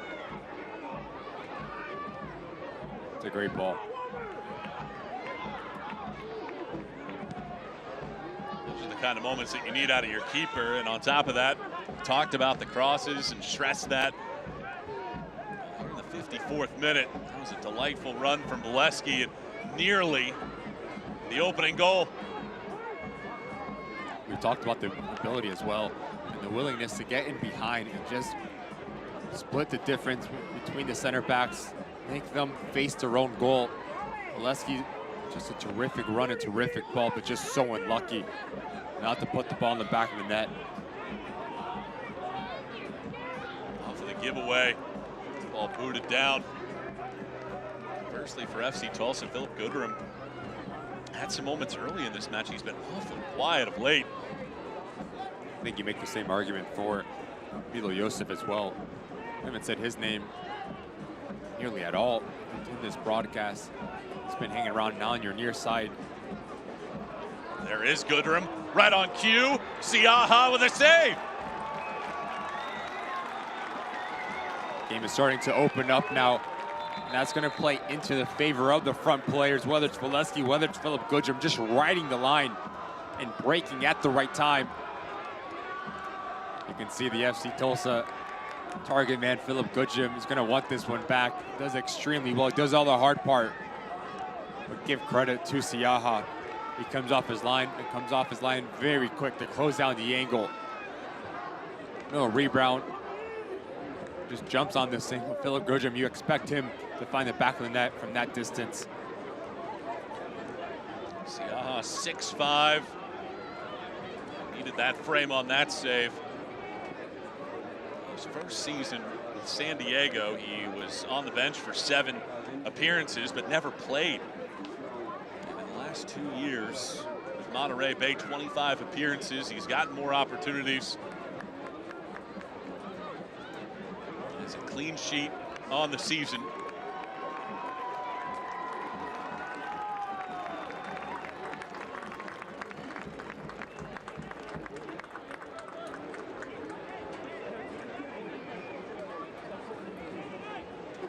Siaha good to go. It's been good end-to-end play. Valesky with a good chance. Goodrum with an opportunity, but both keepers standing tall to keep this thing scoreless right now in the 57th minute. And he's a player that we need to get going as well if you're Monterey Bay. Alex Dixon had some glimpses, especially in that first half. I haven't seen him as confident as Frank Gupp would like. Ability to change the game and provide that brilliance that this game is asking for. Goodrum gets into a little bit of a shoving match. He was the catalyst of that. And it's a throw for Monterey Bay.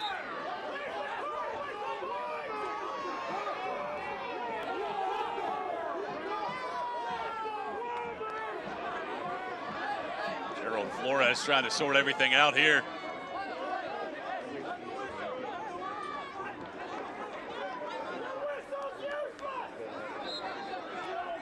We've had one card for each side so far, despite the fact that there's been a little bit of pushing and shoving.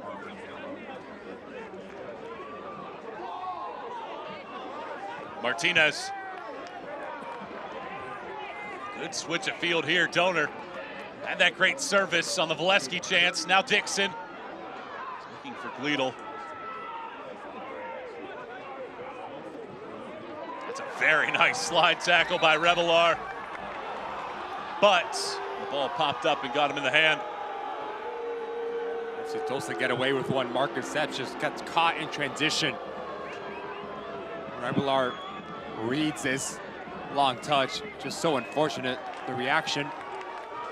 Well, it's a turnover once more. Gleedle was trying to give it to Dixon. Had way too much on it.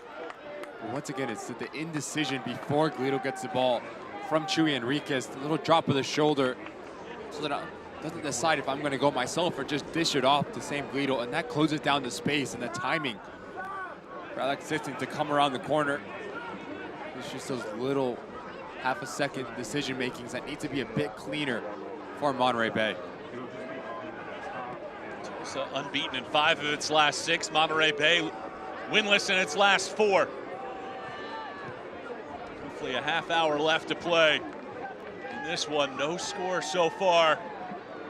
But if you're Monterey Bay, you have to feel really good about the chances that you've been able to generate in the last 30 minutes.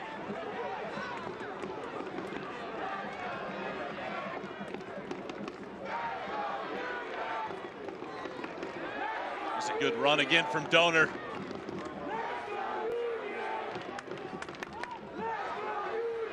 A lot has happened on this right side of the field for Monterey Bay as this ball comes in.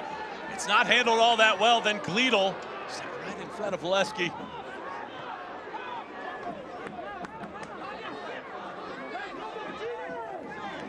There's a moment brewing here for the home side.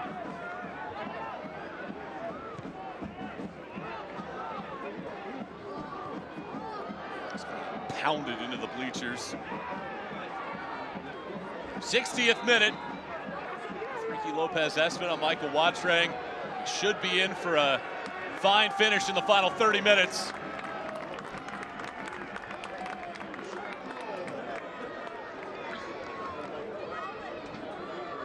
Gerald Flores had let the sides play after that ball was just pelted into the bleachers. If he'd run out the yellow.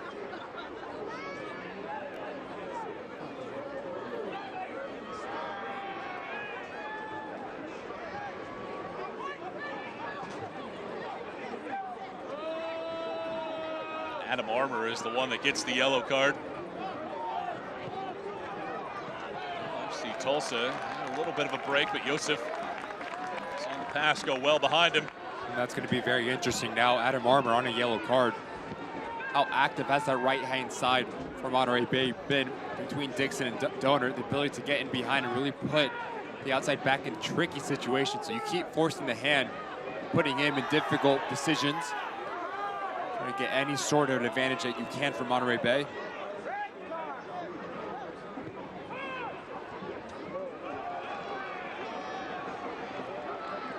Here's Dixon. This attempt gets deflected. Dixon's done his best work in the second half.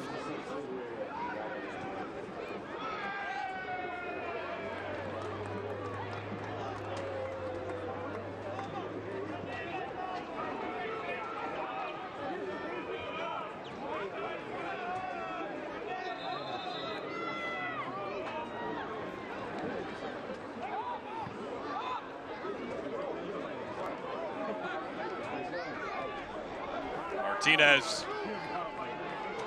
Enriquez. Murphy. Gleedle.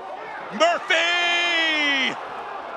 Beautiful work by Monterey Bay, but not rewarded.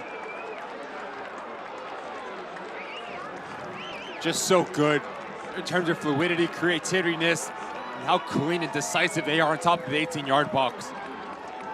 Valesky, Murphy, all of the above. There's something music to Frank Yallop's ears. The continuation of the run from James Murphy draws out Rushi.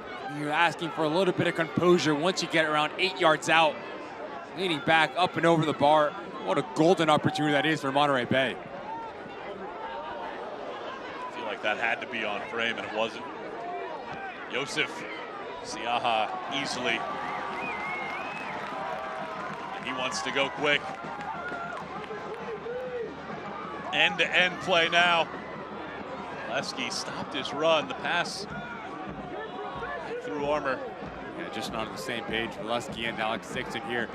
64 minutes in, but they're the type of players that you give them a half a yard inside that 18-yard box, they're going to make you pay. You only need to get it right one time in the 90 minutes for those two players.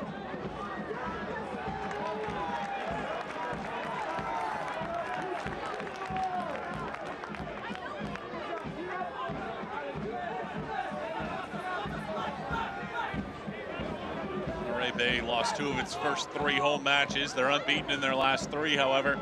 Just 1 win, though. They bust up this draw. Or does FC Tulsa do what it did last week? In a tough road matchup against Lou City. And fighting back from 1-0 down, not just to tie it, but to win it. And end a drought of 71 days between wins.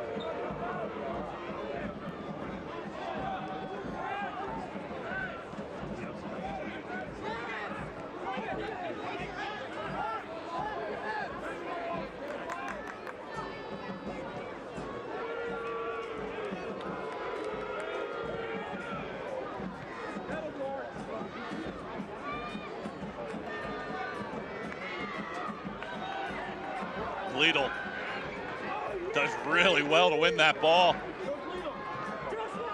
And a deflection perfectly. Dixon probably the target of this one, but it has way too much on it. Malou can't get to it. How about Dixon's work? He gets taken down in the box, but cleanly won, according to Gerald Flores.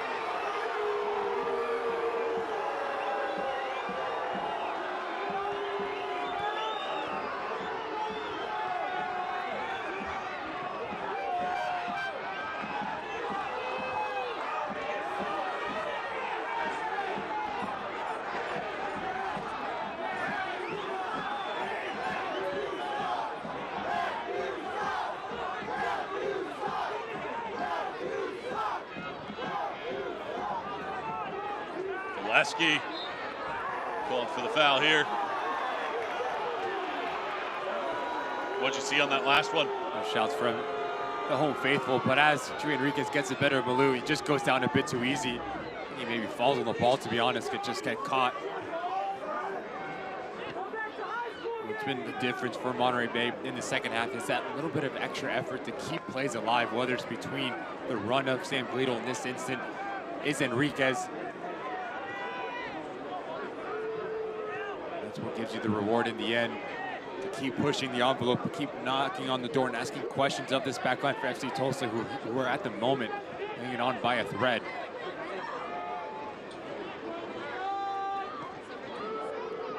Eight shots, 3 on target for Monterey Bay. They exceeded their season average in shot attempts. They average just 7 per game this year. But they're tied for 3rd in the league in goals entering the night. You talk about the productivity that Frank Yallop has on the field. You talk about Chase Boone, Sean Okoli as well, players that can come in and make an instant impact on the attacking front. Joseph for Tulsa. Had a chance to break the back line. Instead retreats and eventually concedes. Gleedle in his 100th career match. Valesky, afterburners on for a moment, now waiting for reinforcements. Gleedle Could have left it for Dixon, instead touched it. Would have been a prime chance for the league's third leading scorer. Martinez, Gleedle, Enriquez goes down, and again, being asked to get up and then commits a heavy foul. Just frustration there from Enriquez. Goes down a bit too easy once again. There's no need for the retaliation after. The USL on ESPN continues as the summer heats up. Memphis 901 FC and Aaron Malloy head to the Valley of the Sun to face Manuel Arteaga and Phoenix Rising FC. It's Phoenix Rising FC. Memphis 901 FC, Saturday, July 1st at 11 p.m. Eastern on ESPN2.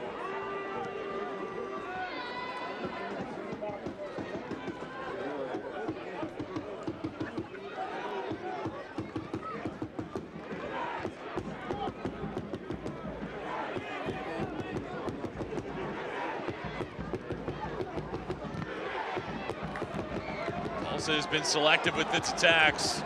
Goodrum had a chance in the 55th minute. That's really their best chance here in the second 45, as Monterey Bay has been the more attacking side.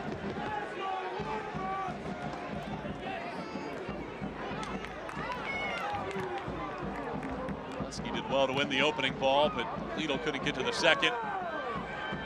Now this ball is played into real estate. Gleedle.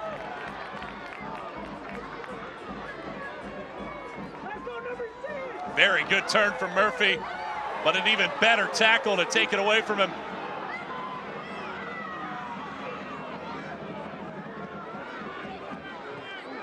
Yosef, violation, uses the hand this time. End-to-end stuff. If you're FC Tulsa, player Gavin, that's something you don't want to happen. You want Colin Fernandez, you want Glenn Ferry to put their foot on the ball and slow things down, take the wind out of the sails of the Monterey Bay attack. For Frank Gallup, this is music to your ears. You want this to continue with the willing runners you keep having on that front line. Valesky, Gleedle's been very good and very dangerous from a deep line position to break lines with his runs.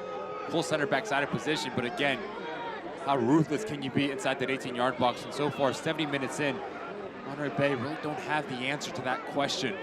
To break the deadlock here, the more you play at 0-0, it gives hope for FC Tulsa to nick one here. This has been a Monterey Bay team that has been boom or bust this year. As Epps can't latch on, good slide by Fair. And out for a goal kick. 14 of the 18 goals Monterey Bay has scored this season have come in 4 matches. So that means in the other 6, they've scored just 4. Dixon was the last to touch.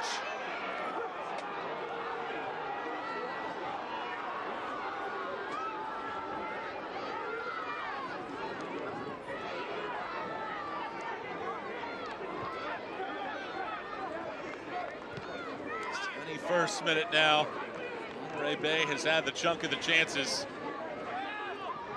Tulsa waited until this juncture of the match to seize 3 points from Lou City a week ago. Tulsa team that hasn't won back-to-back matches since the beginning of October last season. Looking to stun Monterey here in the final 20 minutes. Dyer, clean header cleared.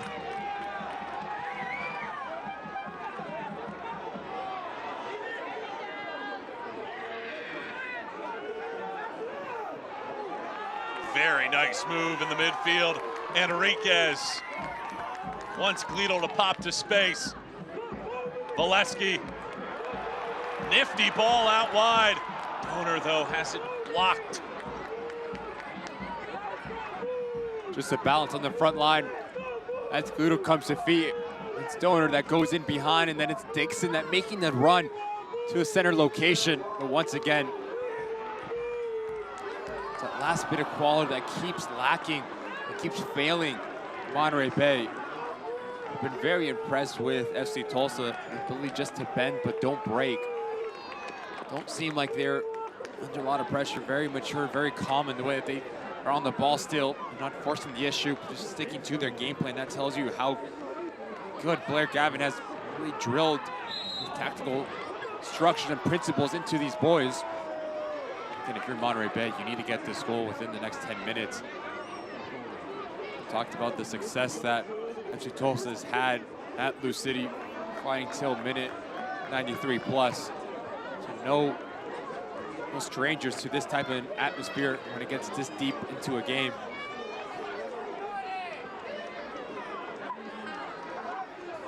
First time in 4 years that FC Tulsa overcame a halftime deficit. Number 10, Mr. Valeski entering. Number 9, Shauna Coley. We'll get some changes here for Monterey Bay. 2 players that you asked for, Chase Boone and Shauna Coley.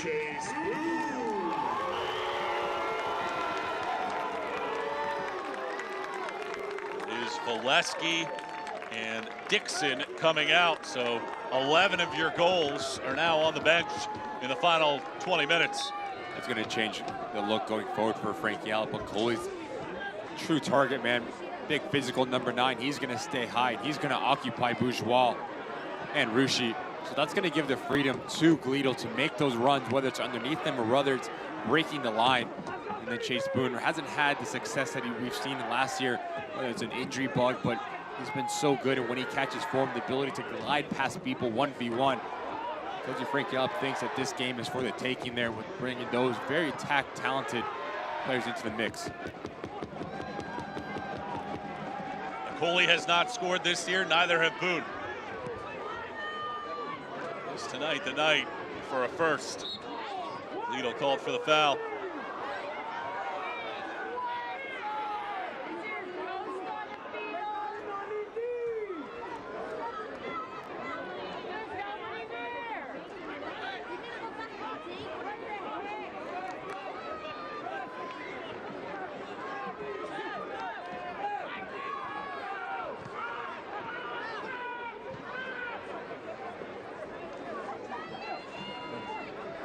'75th minute of play.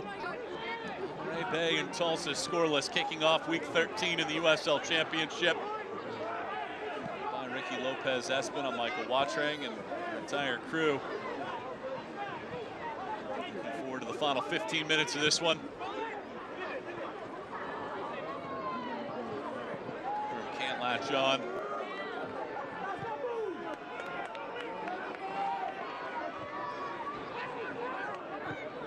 Murphy pummels the ball to the side where Boone couldn't get to it, but Donor gets the second chance. Donor, Coley, Rebelar. A long ball sent down the yard. Goodrum, the only man over there. Siaha will wait.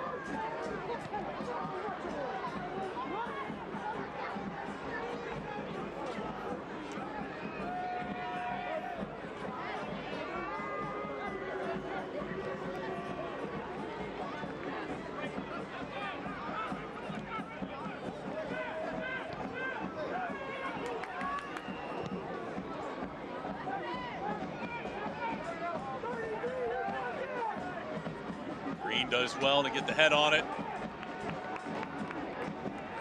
Blue down behind the play, trying to stretch out. This might be a cramp. And FC Tulsa have already lost 2 players with apparent leg injuries.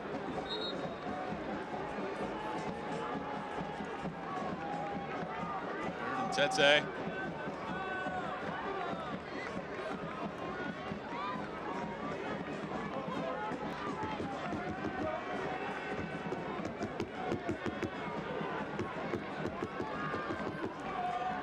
He's been so good for FC Tulsa, the right back, Malou. Again, it just seems like it's cramping. The work rate that he possesses, the ability to join the attack, but also recovery runs after recovery run. And then Tete really locked down this right side of the back line for Blair Gavin.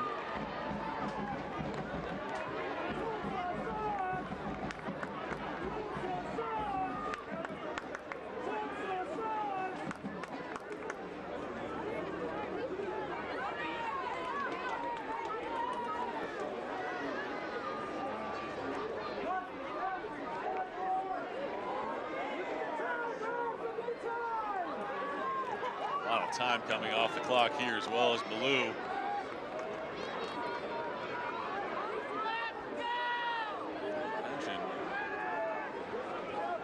Replacement here at this point. The fans getting restless.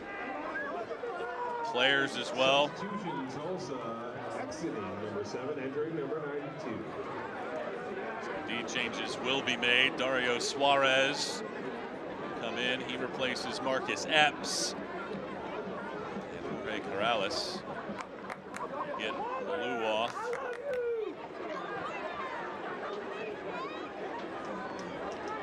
Solid shift from Marcus Epps. Really grew into the game, beating players 1v1, but to get the service that he would have hoped for throughout the 78-minute shift. And then you have Dario Suarez, who talked about someone that has been into the DNA of this FC Tulsa side. 2 goals on the year, hopefully to make his 3rd. Corrales left-footed by trade, so you're going to maybe see a little bit of shiftness within this back line for FC Tulsa.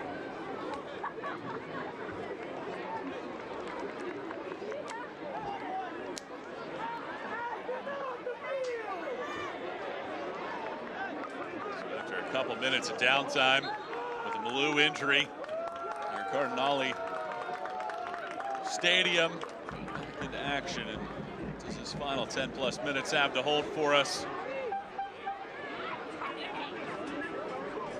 Monterey looking to get back on the right track. FC Tulsa looking to continue its solid run of form as the flag up for offside.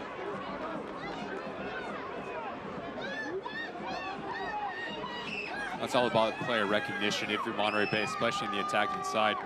Jorge Corrales, left-footed by Trey, playing on the right side of the back line. So force him towards the end line, to the sideline, excuse me. Make him play with his least preferred right foot.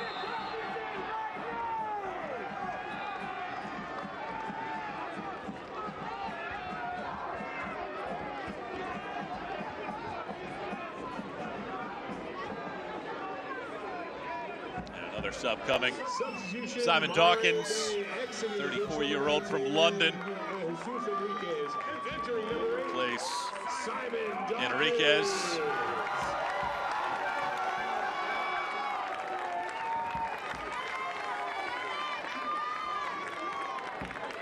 Steady player in the center of the park for Frank Yalp, the experience that he's had at a club level. For him to connect passes and just really be the glue. This ball bent in. An opportunity. It's cleared away. Gleedle gets it back from Dawkins. Gleedle punches it in. Green didn't quite get the touch. Now we get a stoppage for a head injury. Yosef down in the box.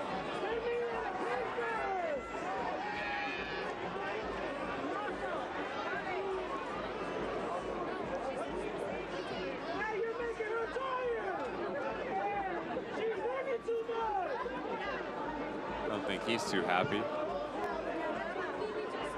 It's a head injury, should be stopped immediately.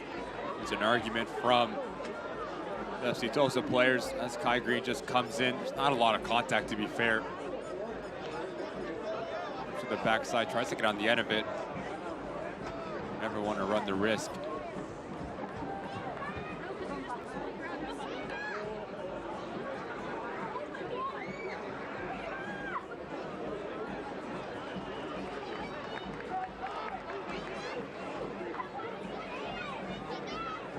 Christina West out there, the athletic trainer for FC Tulsa. She's had quite the busy night.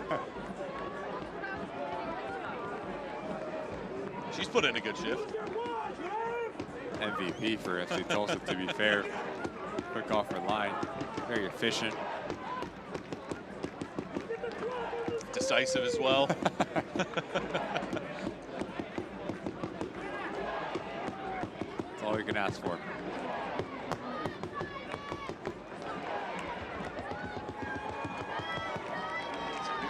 Second minute.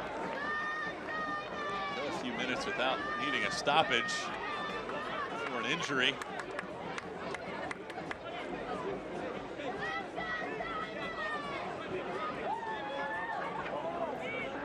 Thumbs up this time around, one of the few times that she's been able to report that to the bench.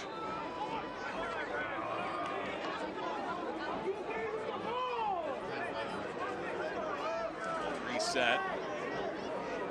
Ball dropped to the ground.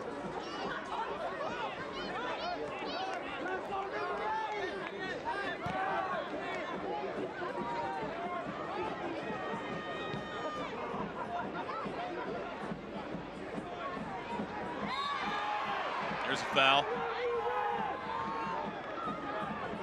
Quickly over the top of it is Joseph back on the pitch.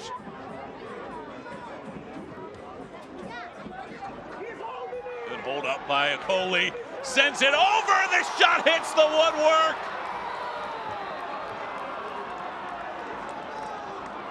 A nearly flawless banger from outside of the box.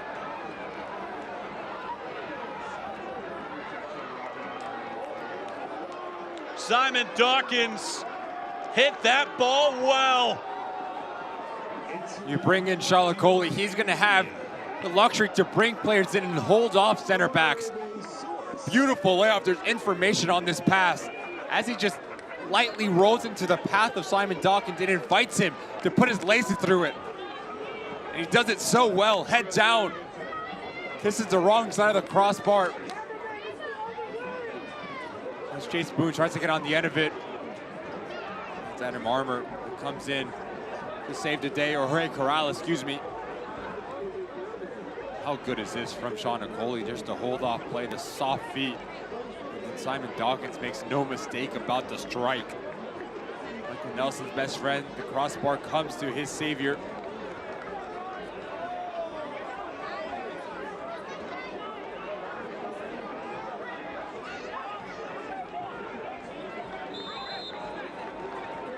Nearly a breakthrough there.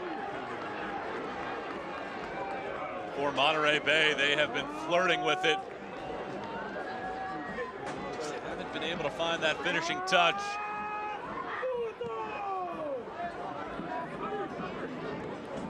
We have to give credit to Jorge Corrales to stay with the play. The secondary action to deny Chase Boone an opportunity at the doorstep. Takes the contact and saves the goal. Throw it eventually goes out. You wonder if Monterey Bay is to continue to apply this pressure. Sights of a goal that could be the difference between 1 point and 3 points tonight, and something to look for out of FC Tulsa. They have lost a draw in the second half in each of their losses this year, including twice giving up stoppage time goals.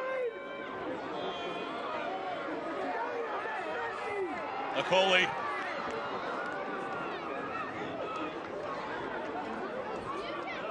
Akoli wins it back. Boone.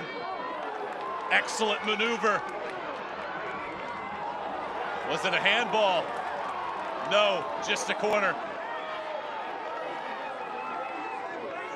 Been so active since coming on, Chase Boone. We've seen how opportunistic he is, but how comfortable he is with the ball as well. Causing all sorts of problems, creating all havoc within the back line of FC Tulsa. Very dangerous set piece now for James Murphy standing over it. Murphy swings it in near post. Martinez. Martinez takes aim, just couldn't get the lift on it. We've seen him score from this distance. As he cuts into the interior, it's his least preferred right foot. Creates his own space, sends Dyer packing. Doesn't hit it as cleanly as he would like.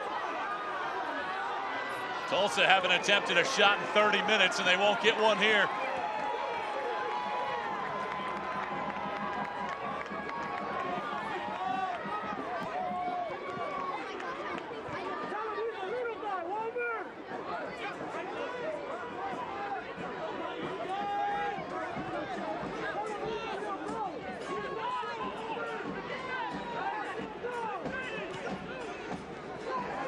Slide tackle for Murphy. Akoli had all sorts of room out there, but it is eventually found. Boone. Boone. Boone with his left foot. He had options as well. Dawkins was joining the fray. I think he just overcomplicates it in the end. Brilliant entry ball from James Murphy, the vision. He has two players over his left shoulder. He hits this early into the path to Sean Okoli. I think it's a better decision into a striker. As he elects to cut it back, he just slows it down, uses the momentum against him. It's this touch right there that lets him down. As he has to reach back, see his balance is all off. You see the numbers crashing towards the center of the goal.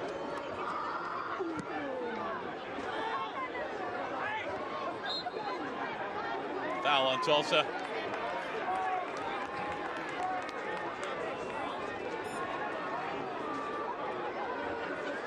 How Philip Goodrum is not on the yellow card is beyond me.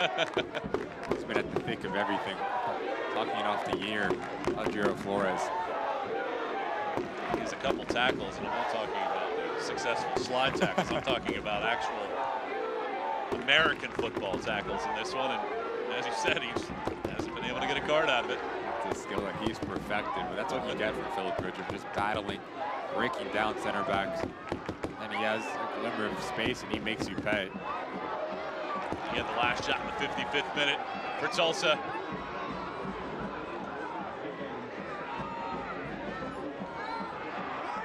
Should be a corner, and indeed it is. Set pieces have been better for Monterey. In this match, Murphy's done a good job of delivery. Monterey Bay FC.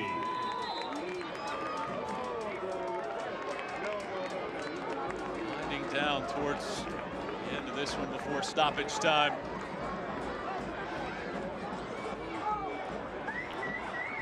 Murphy again is ready.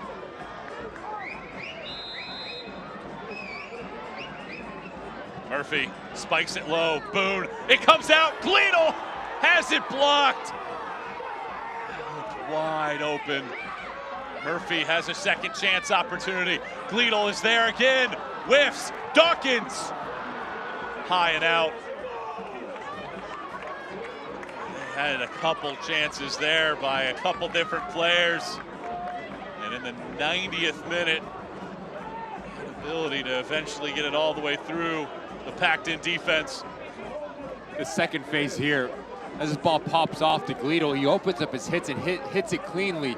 Yeah, there's no handball there. Bourgeois hits him in the thigh. It just falls so nicely to the forward for Monterey Bay. Just so unlucky. The traffic in front of him doesn't let the ball go through.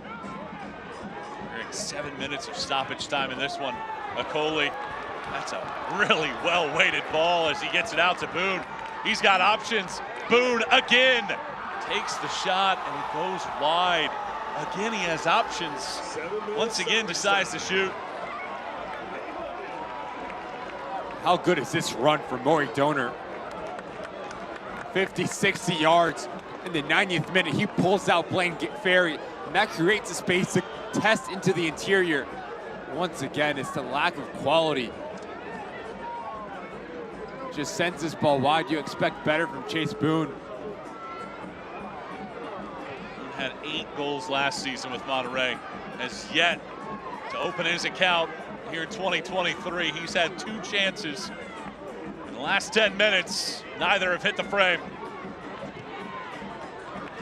We talked about substitutions making an impact here. Sean Okoli, I think he's been terrific as well. Maybe the final product has been lacking. Chase Boone has been very active in that final third. Dawkins as well. That's Frank Yallop. That's what you want from your substitution, just to raise it level. Ball played for Boone. Sling it in for Donor. Instead, Martinez has it in the 92nd. Martinez. Martinez! And again, just not enough. There have been so many of those chances in this game with spaces.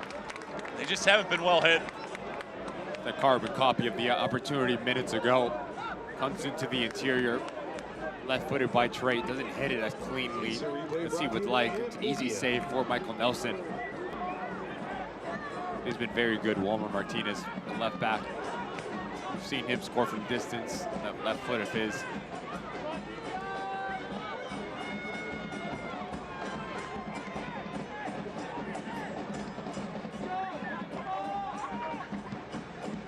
5 more minutes to go.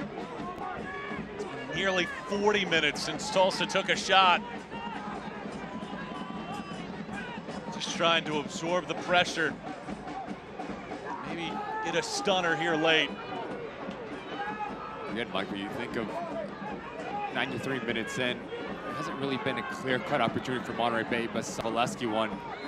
Michael Nelson has made a terrific save, but again, you haven't really tested the goalkeeper to stand on his head. Besides that, yes, you've been knocking at the door, but what was the thing that Frank Gallup wanted his team to be? He wanted to be ruthless in that 18-yard box, and again, that's going to be a little to be desired for the manager. You want to be complacent. You want to be an opportunity. You stick into the back of the net. How cleanly can you be in that 18-yard box? Wanted bravery inside of the box. He wanted some of those other players perhaps to step up other than Valesky and Dixon. Still a few minutes to do that. 11 shots to 4 the advantage. 4-2 on shots on target. All have been saved by the keepers.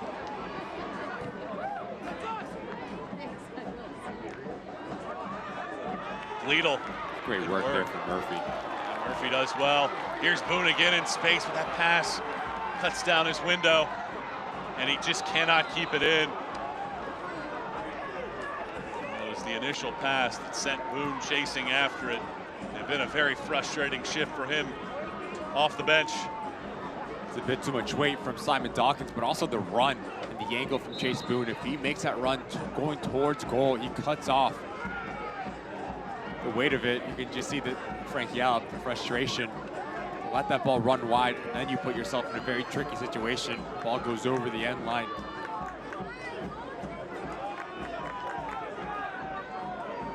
Our best moments came within about a 60-second window. Valesky, a shot that forced a Nelson save in the 54th minute. And on the counter, Goodrum had a shot attempt blocked. Joseph Siaha has space to get to it. He promptly starts the attack. Here's Dawkins. Revelar was making the run, but it does get ricocheted away.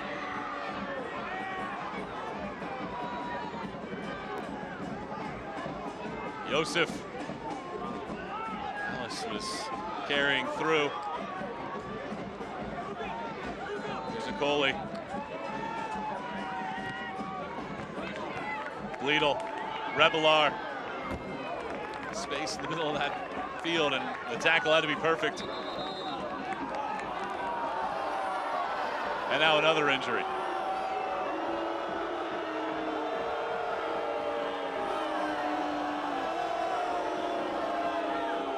You can hear the Monterey fans booing as Bushi is down. We had 3 different players forced to come off and need subs after apparent injuries. Maybe a couple more minutes. Throw into the box. Coley, though, heavy on the touch.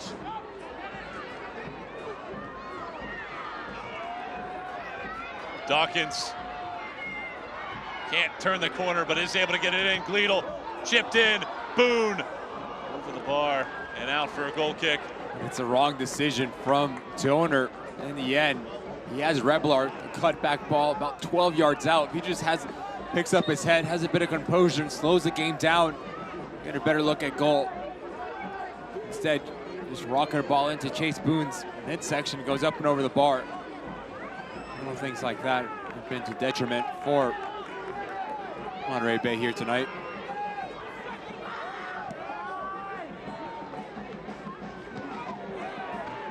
Murphy fouls. And he's going to get a yellow as well.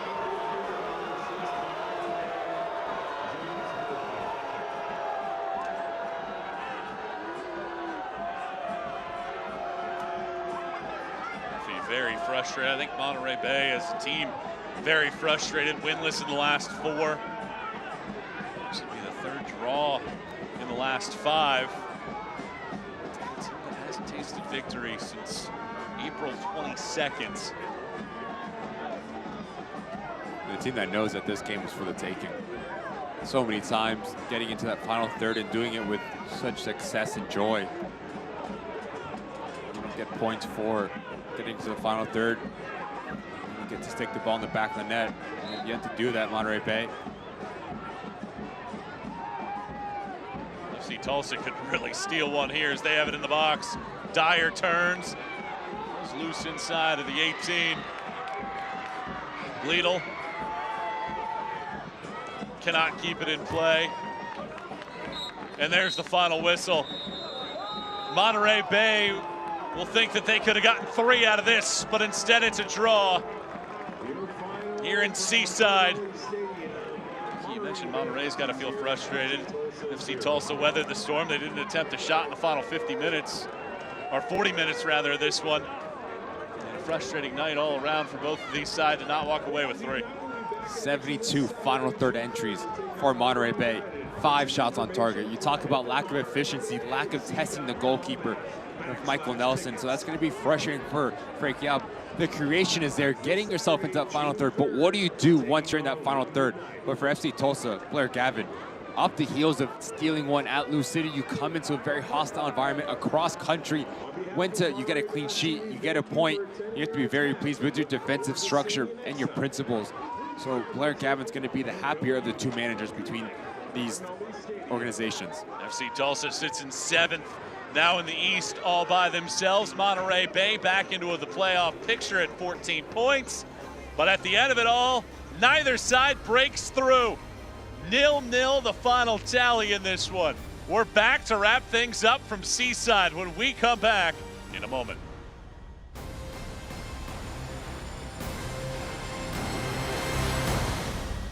Coastal Roots Hospitality is a proud partner of the Monterey Bay Football Club. Coastal Roots Events and Catering, along with its 3 iconic restaurants, Montreo, Tarpey's, and Rio Grill, invite you to pick it up and pay it forward, where 10% of all proceeds from takeout orders are donated to various local charities. Their catering service and restaurants utilize local farms, butcheries, and ocean fresh sustainability-driven seafood to deliver unique and exemplary dining experiences. For more information, visit coastalrootshospitality.com.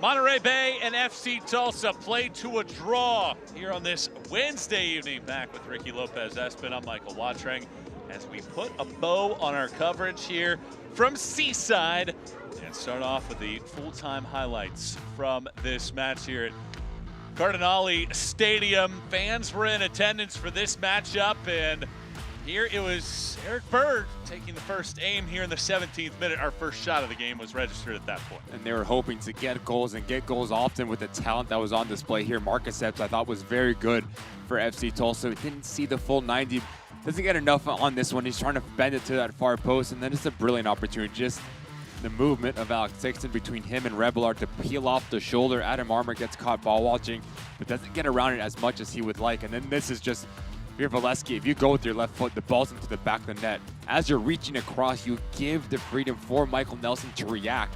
And what a big time save that was from the FC Tulsa goalkeeper. Nelson had a couple immaculate efforts, and this was about 60 seconds later. Goodrum finally found space, but it was the last shot attempt for FC Tulsa. Siaha matches Nelson's effort. This was so beautiful. Murphy can't even hit the cage, though. Yeah, you just see how exquisite, how quick, and how clean the third man weave. That's going to be your Frank Yelp. You're going to watch that on tape the next coming day. But again, it's that final action. Simon Dawkins, dear Lord, he hit it just so clean and so flush. Coley, I thought, was terrific, just bringing players in. And Michael Nelson, best friend, you better go kiss that crossbar after that game. If you take a look at the expected goals in this one, Monterey Bay nearly 1.5. They dominate the shots, but just can never find a way to break through. Again, you can shoot all you want, but the quality of shots that you're taking, 5 shots on target for Monterey Bay, 2 for FC Tulsa. That just tells you the story. But again, for Frank Gallup, you want to be ruthless. You don't want to be complacent in both boxes. You want to be very distinctual and very take care of your opportunities. So again, for Frank Gallup, you're going to be frustrated not to get all 3 points, but Blair Gavin, 2 road games, 4 points, you take it and go back to Tulsa. FC Tulsa now unbeaten in 6 of the last 7. They keep pace with a playoff picture here this evening, while Monterey Bay now winless in the last 5 matchups. Week 13 off to a start here in the USL Championship with a 0-0 draw between Monterey Bay and FC Tulsa. For my partner, Ricky Lopez-Espin, I'm Michael Watchring, saying thank you so much for watching. For our entire crew, good night, everybody.